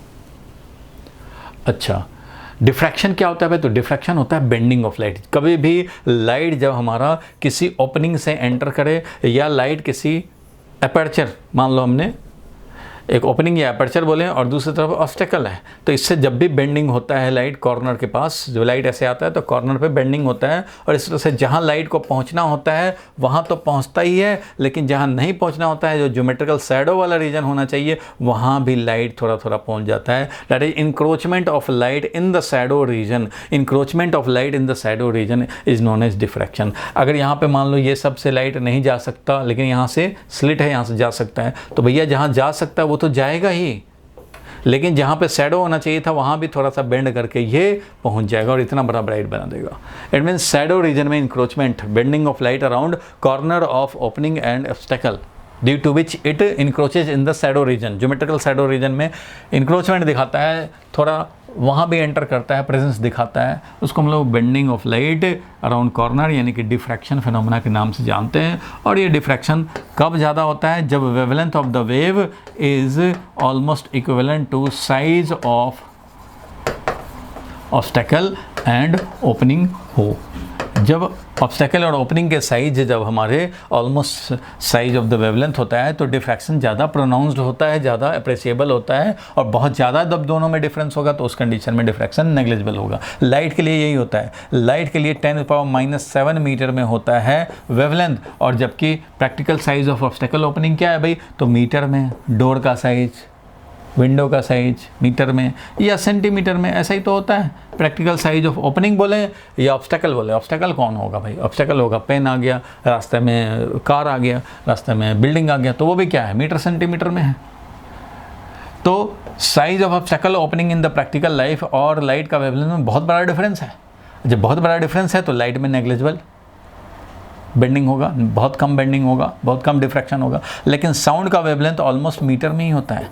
साउंड का वेवलेंथ, जब साउंड का हम लोग निकालते हैं तो साउंड का, ये तो लाइट का वेवलेंथ बताया, तो लाइट को बहुत बड़ा डिफरेंस है, इसलिए डिफ्रैक्शन वेरी वेरी स्मॉल। लेकिन साउंड का practical size of obstacle opening से कंपेरेबल होता है, ये भी मीटर्स में सेंटीमीटर में होते हैं, ये भी मीटर सेंटीमीटर में होते हैं, इसलिए ये ज़्यादा प्रोनाउंस्ड डिफ्रैक्शन दिखाता है। देखो, it is phenomena of bending of light around the corner of obstacle और opening in the path of light. On account of its bending the light penetrates into the geometrical shadow of the obstacle. Geometrical shadow में enter करता है, penetrate करता है। The deviation is more effective when the dimension, ये जो deviation bending है यानी diffraction है वो मोर इफेक्टिव कब होता है? When dimension of the obstacle और अपर्चर, डायमेंशन ऑफ ऑब्स्टेकल और अपर्चर बोले या ओपनिंग बोले, are comparable to the wavelength of the light. Comparable जब होता है तो ज़्यादा ये डिफ्रैक्शन डोमिनेंट होता है और अप्रिसिएबल होता है। It is therefore essential condition for diffraction of light. Diffraction of light के लिए ये एसेंशियल कंडीशन है कि भैया वेवलेंथ जो हो वो कंपेरेबल हो। वेवलेंथ जब कंपेरेबल नहीं रहता है तो ऐसा में डिफ्रैक्शन नेग्लिजिबली स्मॉल होता है। चलो आगे बढ़ते हैं हम लोग। तो diffraction due to a single slit, हम लोगों को जो पढ़ने हैं वो सिंगल स्लिट डिफ्रैक्शन पढ़ने हैं। डबल स्लिट इंटरफेरेंस पैटर्न पढ़ने थे। डबल स्लिट इंटरफेरेंस पैटर्न पढ़ा हम लोगों ने। तो डबल स्लिट इंटरफेरेंस पैटर्न में क्या होता था भाई, तो S1 और S2 होता था कोहेरेंट सोर्स, और यहाँ से जब हम लोगों का फ्रिंज पैटर्न बनता था तो उसमें क्या बनता था, तो ब्राइट डार्क के अल्टरनेट पैटर्न बनते थे। और ये ब्राइट डार्क के जो अल्टरनेट पैटर्न होते थे इन सबके ब्राइट पॉइंट पे 4i इंटेंसिटी मीन्स हर ब्राइट इक्वल इंटेंसिटी का था, हर डार्क अपना इक्वल इंटेंसिटी का है।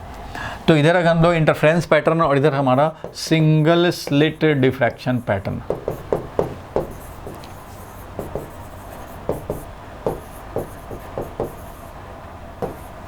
देखो सिंगल स्लिट डिफ्रैक्शन पैटर्न का मतलब हो गया इधर से जब लाइट वेव आ रहा है, एक ये स्लिट है सिंगल स्लिट। तो इससे क्या होता है कि यहाँ पे जब लाइट सोर्स पहुँचते हैं तो यहाँ ये देखा गया कि सेंट्रल ब्राइट तो इस तरह से है, लेकिन बाद वाले जो ब्राइट होते हैं वो बहुत कम ब्राइटनेस होता है, इस तरह से। इसको हम लोग सिंगल स्लिट डिफ्रैक्शन पैटर्न बोलते हैं। इसको सिंगल स्लिट डिफ्रैक्शन पैटर्न बोला, और एक तरफ हम लोगों ने डबल स्लिट इंटरफेरेंस पैटर्न रखा। अब इन दोनों का हम लोग कंपेयर करेंगे। इन दोनों को क्या करेंगे भाई, अब तो कंपेयर करके देखेंगे। तो कंपेयर करके देखा गया तो क्या क्या ऑब्जर्व हुआ वो ज़रा देखते हैं हम लोग। तो जो डिफरेंस है उसको आपको माइंड में रखने हैं, क्योंकि इस पे बेस्ड क्वेश्चन जब भी आएंगे तो आप काम करोगे। इसमें हर ब्राइट जो होगा वो सेम ब्राइटनेस का होगा। Every bright is of same intensity. Every bright is of same intensity. और यहाँ पे क्या होगा, तो ब्राइट्स जितने भी पॉइंट है, सेंट्रल ब्राइट सबसे ज़्यादा इंटेंसिटी का होगा, और उसके बाद का मान लो सेंट्रल ब्राइट I0 इंटेंसिटी का है तो उसके बाद वाला जो होता है I0/22 वाला हो जाता है। फिर उसके बाद वाला ब्राइट I0/56 वाला हो जाता है। बहुत ज़्यादा चेंज होता है। ब्राइट पॉइंट्स हैव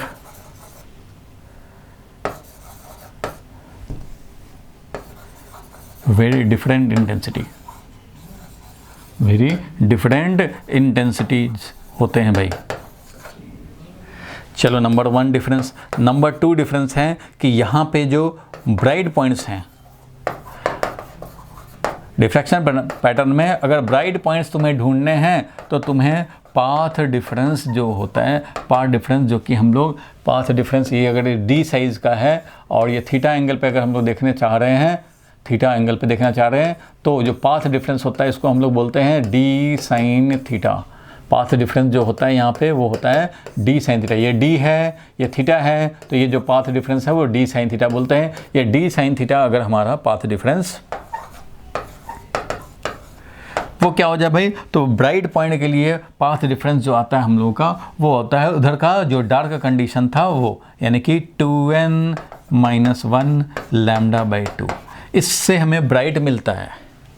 और डार्क अगर ढूंढने हो हमें तो डार्क पॉइंट्स कहाँ मिलते हैं, जब हमें पाथ डिफरेंस जो है, पाथ डिफरेंस जब है वो हमारा जब n लैम्डा हो तो डार्क मिलते हैं यहाँ पे। जबकि यहाँ पे उल्टा था भाई, यहाँ पे तो ब्राइट के लिए n लैम्डा, ब्राइट के लिए पाथ डिफरेंस n लैम्डा और डार्क के लिए पाथ डिफरेंस क्या होना चाहिए था भाई, तो 2n-1 λ/2, 2n-1 λ/2 या 2n+1 λ/2, ऑड मल्टीपल ऑफ λ/2, इधर इवन मल्टीपल ऑफ λ/2, मतलब ऑड मल्टीपल ऑफ λ/2, इधर हमारा इवन मल्टीपल ऑफ λ/2 मतलब n लैम्डा। तो यहाँ पे कंडीशन रिवर्स हो जाते हैं। इधर का जो ब्राइट वाला कंडीशन था वो इधर डार्क का कंडीशन, और जो डार्क का कंडीशन था वो ब्राइट का कंडीशन बन गया। ये दूसरा डिफरेंस है।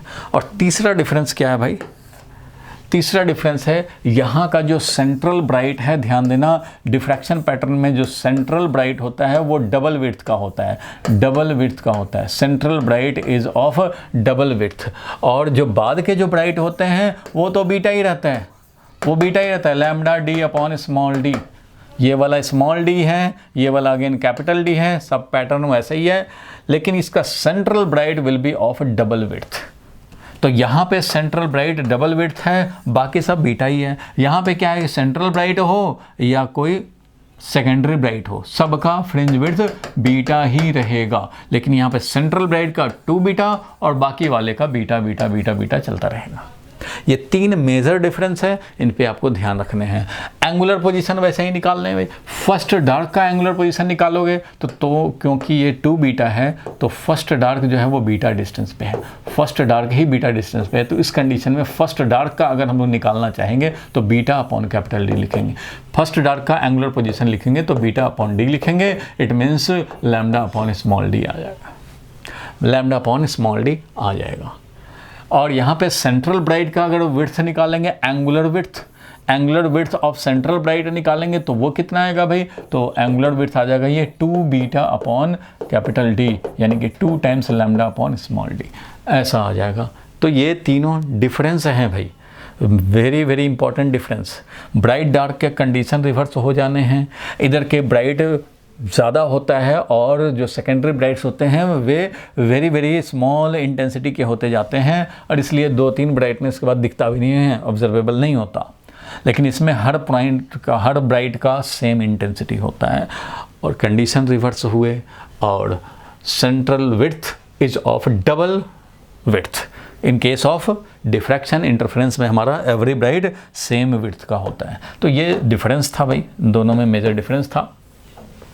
The diffraction pattern produce by single slit of width A बोलते हैं, स्मॉल ए बोलते हैं या स्मॉल डी से बोलते हैं width, consist of central maxima bright band with alternate bright and dark, लेकिन decreasing intensity on both side. इधर भी डिक्रीज हो जाएगा इंटेंसिटी, इधर भी डिक्रीज हो जाएगा इंटेंसिटी सेंट्रल के रिस्पेक्ट में। कंडीशन फॉर मैक्सिमा के लिए कंडीशन क्या बना भाई, तो पाथ डिफरेंस जो ए साइन है, ए साइन थीटा, वो क्या होगा, तो भैया जब हमारा मैक्सिमम के लिए है 2n+1 λ/2, और अगर हम लोग मिनिमा के लिए देखेंगे तो वो देखेंगे n लैम्डा। मिनिमा के लिए देखेंगे condition for nth secondary minima तो वो होगा n lambda. Path difference a sine theta या स्मॉल d साइन थीटा तो n लैम्डा, इस तरह से रखते हैं। और हमारा फ्रिंज विड्थ वही मिलता है, फ्रिंज विड्थ वही मिलता है भाई, λ/d। तो फ्रिंज विड्थ में कोई चेंज नहीं आता है। तो ये सब, और एंगुलर अगर जो अभी हमने डिस्कस किया कि angular fringe width of central maxima देखेंगे 2 λ/a आएगा, लेकिन angular fringe width of secondary maxima या मिनिमा देखेंगे तो वो हमारा λ/a ही आएगा, λ/a ही आएगा, क्योंकि इसमें β/d लिखोगे, इसमें 2 β/d लिखने पड़ेंगे। ठीक है भाई। और एक डिस्टेंस होता है फ्रेस्नल डिस्टेंस। वो फ्रेस्नल डिस्टेंस क्या होता है भैया, तो फ्रेस्नल डिस्टेंस होता है वो distance between slit and screen, slit और स्क्रीन का वो डिस्टेंस को फ्रेस्नल डिस्टेंस बोलते हैं जब यहाँ पे जो फ्रिंज विड्थ होता है यानी कि बीटा, डिफ्रैक्शन पैटर्न है तो ये वाला तो डबल होगा इधर के रिस्पेक्ट में। तो जब बीटा का वैल्यू हमारा स्मॉल डी हो जाए यानी कि ए हो जाए, ये वाला, इसको स्मॉल डी से कुछ बुक में लिखा जाता है, कुछ बुक में स्मॉल ए से लिखा जाता है। तो ये वाला जितना है उतना ही बीटा हो जाए, बीटा मतलब ये, और ये वाला तो होता है 2 बीटा। तो ये जब बीटा का वैल्यू जो है वो ये वाला हो जाए स्मॉल डी, उस कंडीशन में जो distance between slit and screen होता है उसको फ्रेस्नल डिस्टेंस बोलते हैं। It means if D is equal to Fresnel distance then beta is equal to small d और स्मॉल ए बोलते हैं हम लोग। तो भैया बीटा तो होता है λ/d/d, तो वो स्मॉल डी जब हो जाए इसका मतलब फ्रेस्नल डिस्टेंस जब रखा तो बीटा का वैल्यू हमें ये मिला, तो फ्रेस्नल डिस्टेंस का वैल्यू क्या हो गया, d² λ हो गया, या बोलें a² λ हो गया। इसको बोलते हैं फ्रेस्नल डिस्टेंस। आप सोचेंगे इसका इंपॉर्टेंस क्या है भैया, तो इंपॉर्टेंस बस इतना है कि if distance between slit and screen is less than Fresnel distance, क्योंकि जब फ्रेस्नल डिस्टेंस होता है तो उस कंडीशन में हमारा फ्रिंज विड्थ क्या होता है भाई, तो ये D या A होता है। लेकिन फ्रिंज विड्थ जब हमारा मान लो कम चाहते हैं हम लोग, छोटा कम चाहते हैं, इस तरह का फ्रिंज विड्थ चाहते हैं, इस तरह का फ्रिंज विड्थ कम वाला चाहते हैं, तो अगर कैपिटल D का value less than Fresnel distance हो then beta will be less than D। और जब ऐसा कंडीशन बने बीटा हमारा जब लेस देन ये वाला डी से लेस होने लग जाए बीटा, तो उस कंडीशन में बोलते हैं कि बेंडिंग नेग्लिजिबल हुआ। अब देखो भाई ये सेंट्रल ब्राइट और यहाँ तक फैला हुआ हो ये, तो बोलेंगे ज़्यादा डिफ्रैक्शन, लेकिन ये सेंट्रल ब्राइट और ये यहीं तक में ख़त्म हो जाए, यहीं तक में ख़त्म, तो बोलेंगे कि बहुत कम बेंडिंग हुआ। तो ऐसे कंडीशन में बोलते हैं ऐसा होता है and we can neglect bending, we can neglect bending, यानी डिफ्रैक्शन को हम लोग नेग्लेक्ट कर सकते हैं। लेकिन अगर हमारा कैपिटल डी का value greater than Fresnel distance हो तो हमारा जो बीटा होगा वो ग्रेटर देन डी होगा, और इस कंडीशन में प्रोनाउंस डिफ्रैक्शन होगा, बेंडिंग नहीं कर पाएंगे। तो लाइट के लिए ऐसा ही होता है, लाइट के लिए फ्रेस्नेल डिस्टेंस बहुत ज़्यादा होता है, लाइट के लिए फ्रेस्नेल डिस्टेंस बहुत ज़्यादा होता है, ये 10⁻7 मीटर 10⁻6 मीटर में होता है। तो फ्रेस्नेल डिस्टेंस बहुत कम होता है लाइट के लिए, इसलिए लाइट के केस में हम लोग बेंडिंग यानी डिफ्रैक्शन को वेरी वेरी स्मॉल समझते हैं। तो फ्रेस्नेल डिस्टेंस का इंपॉर्टेंस ये है कि फ्रेस्नेल डिस्टेंस से अगर कम हुआ हमारा distance between slit and screen, अब ये लाखों मीटर है मान लो फ्रेस्नेल डिस्टेंस लाइट के लिए, तो क्या हम लोग यहाँ स्लिट है और लाख किलोमीटर पे जाके स्क्रीन रखेंगे और वहाँ देखेंगे और वहाँ पे पैटर्न दिखेगा? उससे पहले ही लाइट का इंटेंसिटी मर जाएगा और वो ख़त्म हो जाएगा। तो जब लाखों डिस्टेंस पे रखेंगे तब जाकर के कुछ डिफ्रैक्शन पैटर्न होने का चांस बनता है, तो तब तक तो हमारा दूसरे फैक्टर डोमिनेट हो जाएंगे और एनर्जी ही ख़त्म हो जाएगा। तो प्रैक्टिकली जो लाइफ में हमारा डी होता है वो होता है 2 मीटर पे 4 मीटर पे। अरे भैया यहाँ स्लिट बना है, यहाँ विंडो है या डोर है, तो तुम्हारा दूसरे रूम पे जो वाल है वहीं तो देखोगे। ऐसा थोड़ी है कि यहाँ से 10 किलोमीटर आगे जाके वाल हो और वहाँ पे इसका लाइट का जाएगा और ब्राइट दिखाएगा और डार्क दिखाएगा, ऐसा तो नहीं होता। तो भैया प्रैक्टिकली हम लोग जो कैपिटल डी समझते हैं वो 2 मीटर 3 मीटर 4 मीटर ऐसा ही समझते हैं। लेकिन लाइट के लिए फ्रेस्नेल डिस्टेंस अगर हम लोग मेजर करें, लाइट के लिए फ्रेस्नेल डिस्टेंस मेजर करें, तो सोचो फ्रेस्नेल डिस्टेंस में लाइट हमारा इतना कम वेवलेंथ होता है, 10⁻⁻7 मीटर वाला होता है, तो ये वैल्यू वेरी लार्ज हो जाता है, क्योंकि ये तो भैया साइज जो है वो मीटर ये सेंटीमीटर में या मीटर में होते हैं, स्मॉल डी सेंटीमीटर में मिलीमीटर में ऐसे ही होता है। लेकिन 10⁻⁻7 इतना स्मॉल है कि ये वैल्यू वेरी लार्ज कर दिया, मीन्स लाइट के लिए फ्रेस्नेल डिस्टेंस वेरी लार्ज है, और जब वेरी लार्ज है तो भैया स्मॉल डी तो छोटा ही रहेगा और डिफ्रैक्शन हमारा नेग्लिजिबल होगा। ठीक है, तो फ्रेस्नेल डिस्टेंस को जेड से भी कुछ लोग लिखते हैं, हम लोग डीएफ से लिखते हैं, डीएफ लिखें या जेडएफ लिखें। तो it is minimum distance a beam of light has to travel before its deviation from the straight line path becomes significant. कितना डिस्टेंस पे रखें स्लिट की ये सिग्निफिकेंट हो जाए इसका बेंडिंग, तो सिग्निफिकेंट हो जाए। तो फ्रेस्नेल डिस्टेंस यही आया, सिग्निफिकेंट तभी होगा जब हमारा बीटा का वैल्यू स्मॉल डी से ज़्यादा हो। बीटा का वैल्यू जब कम होगा तो सिग्निफिकेंट नहीं है, दैट इज नेग्लिजिबल है। तो यही फ्रेस्नेल डिस्टेंस निकाला गया, मेन बुक में जो लिखा रहता है वो इस हिसाब से चलते हैं भाई। डी जब फ्रेस्नेल डिस्टेंस हो जाए तो उस कंडीशन में बीटा हमारा स्मॉल डी या स्मॉल ए हो जाता है, और ऐसे कंडीशन में ये हो गया फ्रेस्नेल डिस्टेंस। इसका इंपॉर्टेंस यही है कि फ्रेस्नेल डिस्टेंस से ज़्यादा हुआ बीटा तो उस कंडीशन में नेग्लिजिबल नहीं होगा, कम है तो नेग्लिजिबल होगा। ठीक है भाई, यहाँ तक समझ गए।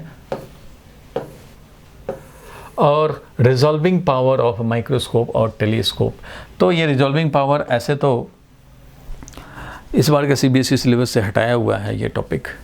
तो रिजॉल्विंग पावर का मतलब होता है रिजॉल्व करने का पावर, रिजॉल्व करने का एबिलिटी, कितना ज़्यादा ये माइक्रोस्कोप या टेलीस्कोप दो डिफरेंट ऑब्जेक्ट को डिफरेंट दिखा सके। तो इसमें फॉर्मूला बेस्ड ही क्वेश्चन आते हैं। रिजॉल्विंग पावर क्या होता है भाई, तो माइक्रोस्कोप के लिए कि मिनिमम कितना डिस्टेंस तक के पार्टिकल्स को ये अलग अलग दिखा सकता है। अगर डस्ट में इतना सेपरेशन हो कि वो अलग अलग दिखा सके तो इसको बोलेंगे लिमिट ऑफ रिजोल्यूशन, कितना मिनिमम डिस्टेंस तक ये रिजॉल्व कर सकता है, मीन्स अलग वाले को अलग दिखा सकता है। तो this is called limit of resolution, resolve करने का लिमिट। तो लिमिट ऑफ रिजोल्यूशन जो होता है माइक्रोस्कोप के लिए वो होता है 1.22 lambda upon 2n sine alpha. ये होता है लिमिट ऑफ रिजोल्यूशन, किसके लिए, माइक्रोस्कोप के लिए। ध्यान देना भाई, माइक्रोस्कोप के लिए, माइक्रोस्कोप का जो ऑब्जेक्टिव लेंस होता है, ध्यान देना, ऑब्जेक्टिव लेंस जो होता है माइक्रोस्कोप का, इस ऑब्जेक्टिव लेंस का एक फोकस होगा भाई, फोकस है। ठीक है भाई, अब फोकस है तो हम लोग ऑब्जेक्ट रखते हैं। माइक्रोस्कोप अगर सिंपल माइक्रोस्कोप हो तो ऑब्जेक्ट कहीं रखते हैं भाई, यहाँ ऑब्जेक्ट रखा, तो ये ऑब्जेक्ट और लेंस ऑब्जेक्टिव लेंस। इधर रखें तो अगर कंपाउंड माइक्रोस्कोप रहता है तो फोकस से आगे रखते हैं, सिंपल माइक्रोस्कोप होता है तो फोकस से पहले रखते हैं। अगर कंपाउंड है तो मान लो यहाँ अगर रख दिया कंपाउंड माइक्रोस्कोप में, हमें लेना है पहला वाला जो लेंस है। अगर कंपाउंड है तो ऑब्जेक्टिव है, और जब एक ही लेंस वाला है सिंपल माइक्रोस्कोप तो एक ही लेंस है। तो ऑब्जेक्टिव लेंस, कंपाउंड के केस में ऑब्जेक्टिव लेंस, और इधर हमारा ऑब्जेक्ट, इन दोनों के बीच का जो मीडियम है उसका रिफ्रैक्टिव इंडेक्स म्यू हो। अल्फ़ा किसको बोलेंगे भाई? तो अल्फ़ा बोलते हैं जो फोकस है और ये जो हमारा रेडियस है, रेडियस ऑफ द लेंस, तो ये जो एंगल है इसको बोलते हैं अल्फ़ा एंगल। डायमीटर जो बनाएगा उसको बोलेंगे 2 अल्फ़ा एंगल। अगर डायमीटर जो एंगल बनाएगा वो 2 अल्फ़ा होगा। एक तरफ का एंगल क्या है? अल्फ़ा है। और n क्या है? ये रिफ्रैक्टिव इंडेक्स है। n बोले या म्यू बोले, किसी बुक में n रहेगा किसी बुक में म्यू रहेगा। तो n है refractive index of the medium between the object and the lens, objective lens. तो ये वैल्यू रखोगे भाई। और वेवलेंथ जो है वो है जो लाइट चलेगा यहाँ से उसका वेवलेंथ। तो इनका लिमिट ऑफ रेजोल्यूशन जो होता है, ये माइक्रोस्कोप जो कितने डिस्टेंस तक कोई रिजॉल्व कर सकता है, अलग वाले पॉइंट्स को अलग दिखा सकता है, तो वो है 1.22 λ/2n sin अल्फ़ा। n क्या है? Refractive index. अल्फ़ा क्या है? जो हमारा रेडियस जो अपने फोकस पे एंगल बनाए वो है। ठीक है भाई। तो ये है लिमिट ऑफ रेजोल्यूशन। अब सोचो कि कोई माइक्रोस्कोप 2 सेंटीमीटर वाले को अलग अलग दिखा सकता है, मिनिमम 2 सेंटीमीटर सेपरेशन है तो अलग दिखा सकता है माइक्रोस्कोप 1, और माइक्रोस्कोप 2 है जो 1 सेंटीमीटर भी अलग अलग हो तो उसको अलग अलग दिखा सकता है। ये 2 सेंटीमीटर लिमिट ऑफ रेजोल्यूशन है, इसका मान लो 1 सेंटीमीटर लिमिट ऑफ रेजोल्यूशन है। तो कौन सा माइक्रोस्कोप ज़्यादा पावरफुल होगा? ज़्यादा रिजॉल्व करने वाला पावर का होगा। तो रिजॉल्विंग पावर होता है लिमिट ऑफ रेजोल्यूशन का रेसिप्रोकल। क्यों भाई? जो कम डिस्टेंस को भी अलग अलग दिखा सके, जिसका लिमिट ऑफ रेजोल्यूशन कम हो, वो हाई रिजॉल्विंग पावर का होगा। अब मान लो ये वाला पॉइंट और ये वाला पॉइंट अलग अलग है, तो भैया अलग अलग दिखा रहा है माइक्रोस्कोप, ठीक है। अगर ये इतना कम हो जाए कि एक माइक्रोस्कोप तो इसको अलग अलग नहीं बता पा रहा है, लग रहा है उसको कि एक ही लाइन है, और कोई माइक्रोस्कोप नहीं बोल रहा कि 2 लाइन है या अलग अलग, बीच में इतना गैप भी है, तो जो दूसरा माइक्रोस्कोप है वो ज़्यादा पावरफुल है। जिसका लिमिट ऑफ रेजोल्यूशन कम हो, लिमिट ऑफ रेजोल्यूशन मतलब मिनिमम डिस्टेंस जो सेपरेटली दिखा सकें, तो जिसका लिमिट ऑफ रेजोल्यूशन 1 सेंटीमीटर का है वो ज़्यादा रिजॉल्विंग पावर होगा उसका। जो 2 से कम वाले को अलग अलग नहीं कर पाता, जिसका लिमिट ऑफ रेजोल्यूशन 2 सेंटीमीटर है, तो वो ज़्यादा रिजॉल्विंग पावर का नहीं होगा। So resolving power of any microscope और telescope is reciprocal of limit of resolution. Limit of resolution जितना कम होगा, रिजॉल्विंग पावर उतना ही ज़्यादा समझा जाएगा, क्योंकि वो छोटे से लिमिट में भी छोटे से डिस्टेंस को भी अलग अलग कर सकता है। सो रेसिप्रोकल होता है। देखो, it is the ability, resolving power क्या है? Ability to resolve different points, different objects as different को डिफरेंट दिखा पाए, इस बात की कैपेबिलिटी। तो it is the ability of an optical instrument to produce distinctly separate image of the 2 close objects को सेपरेटली दिखा देने का ability. That is, it is the ability of instrument to resolve और to see separate the image of 2 close objects. ठीक है। Limit of resolution तो आप समझते हैं कि यह है minimum distance between the 2 object which can be just seen separated. Just उसको अलग अलग देख सकते हैं, उससे कम हुआ तो अलग अलग दिखाई नहीं पाएंगे, तो उसको हम लोग limit of resolution of the optical instrument बोलते हैं। ठीक है। Smaller is the limit of resolution, smaller is the limit of resolution of the optical instrument, greater is it's resolving power and vice versa. जितना smaller limit of resolution उतना ही high resolving power. तो microscope का मैंने बताया limit of resolution का ये formula याद रखने होते हैं, और रिजॉल्विंग पावर बोलेंगे तो क्या हो जाएगा? तो इसी का रेसिप्रोकल मीन्स माइक्रोस्कोप का resolving power 1 limit of resolution बोलेंगे, और 1 लिमिट ऑफ रेजोल्यूशन होता है 1.22 λ/2n sin अल्फा। तो ये हो गया रिजॉल्विंग पावर ऑफ माइक्रोस्कोप। ठीक है। माइक्रोस्कोप का, टेलीस्कोप का भी वैसे ही होता है। फिलहाल तो माइक्रोस्कोप का खाली बताया आपको, ये याद रखना है। Resolving power 1 limit of resolution, तो 1 लिमिट ऑफ रेजोल्यूशन का मतलब है 1.22 λ/2n sin अल्फा। ठीक है भाई, ये समझे। अब हम लोग देखेंगे कि माइक्रोस्कोप का रिजॉल्विंग पावर देखो अभी दिखा दिया 1 अपॉन लिमिट ऑफ रेजोल्यूशन, और लिमिट ऑफ रेजोल्यूशन होता है 1.22 लैम्डा। ये प्रोपोर्शनलिटी समझो कि दिखाया हुआ है, क्योंकि ये होता है resolving power 1 upon limit of resolution. Limit of resolution को ही ये डी बोल रहा है, और ये क्या होता है भाई, तो 1.22 lambda upon 2n sine alpha, 2n sine alpha. और यहाँ पे 1.22 लैम्डा होता है, इसलिए प्रोपोर्शनलिटी है समझो।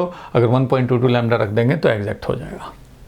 ठीक है भाई, it is defined as the reciprocal of minimum distance between the 2 point object which can be seen just distinctly separately. ये हो गया माइक्रोस्कोप के लिए। टेलीस्कोप का क्या होता है वो मैं बता देता हूँ। देखो टेलीस्कोप में क्या होता है, डिस्टेंट स्टार्स को देखते हैं। मान लो एक स्टार यहाँ है, एक स्टार यहाँ है, और हम लोग देख रहे हों इस वाले को यहाँ से, इस वाले को यहाँ से देख रहे हो।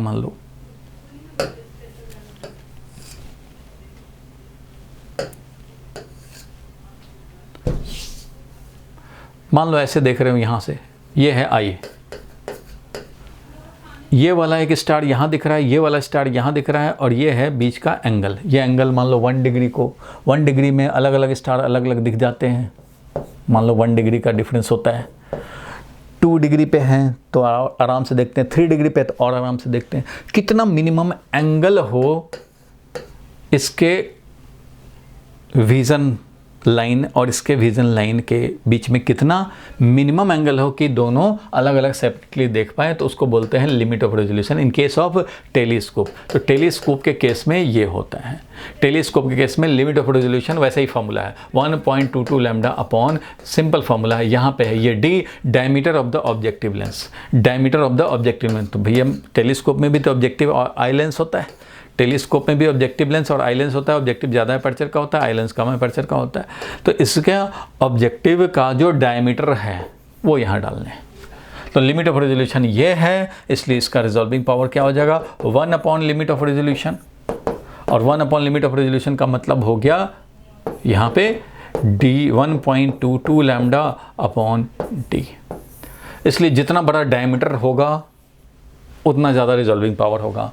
वेवलेंथ अगर हम लोग दूसरा कलर का यूज़ कर लें, ज़्यादा वेवलेंथ तो कम रिजॉल्विंग पावर, कम वेवलेंथ तो ज़्यादा रिजॉल्विंग पावर। तो यह है टेलीस्कोप के लिए। चलो टेलीस्कोप वाला में एंगुलर बात करते हैं हम लोग। टेलीस्कोप वाले के लिए एंगुलर लिमिट ऑफ रेजोल्यूशन होता है। देखो resolving power of a telescope क्या है, it is defined as the reciprocal of the smallest angular separation between the 2 distinct object D theta के टर्म में। तो 1 upon D theta resolving power होगा 1.22 lambda upon D, क्योंकि limit of resolution यहाँ पे क्या होता है भाई, तो ये होता है 1.22 लैम्डा अपॉन डी। इसलिए रिजॉल्विंग पावर क्या होगा, इसी का रेसिप्रोकल, और रेसिप्रोकल का मतलब हो गया डी डिवाइडेड बाई 1.22 लैम्डा। तो यहाँ देखो 1.22 लैम्डा लिखा है, ठीक है। It is defined as reciprocal of smallest angular separation, D is the diameter of the aperture of the objective lens and D theta represent the limit of resolution of the telescope. तो ये सारे points थे जो कि very very important थे आपके लिए, ये समझने ज़रूरी थे।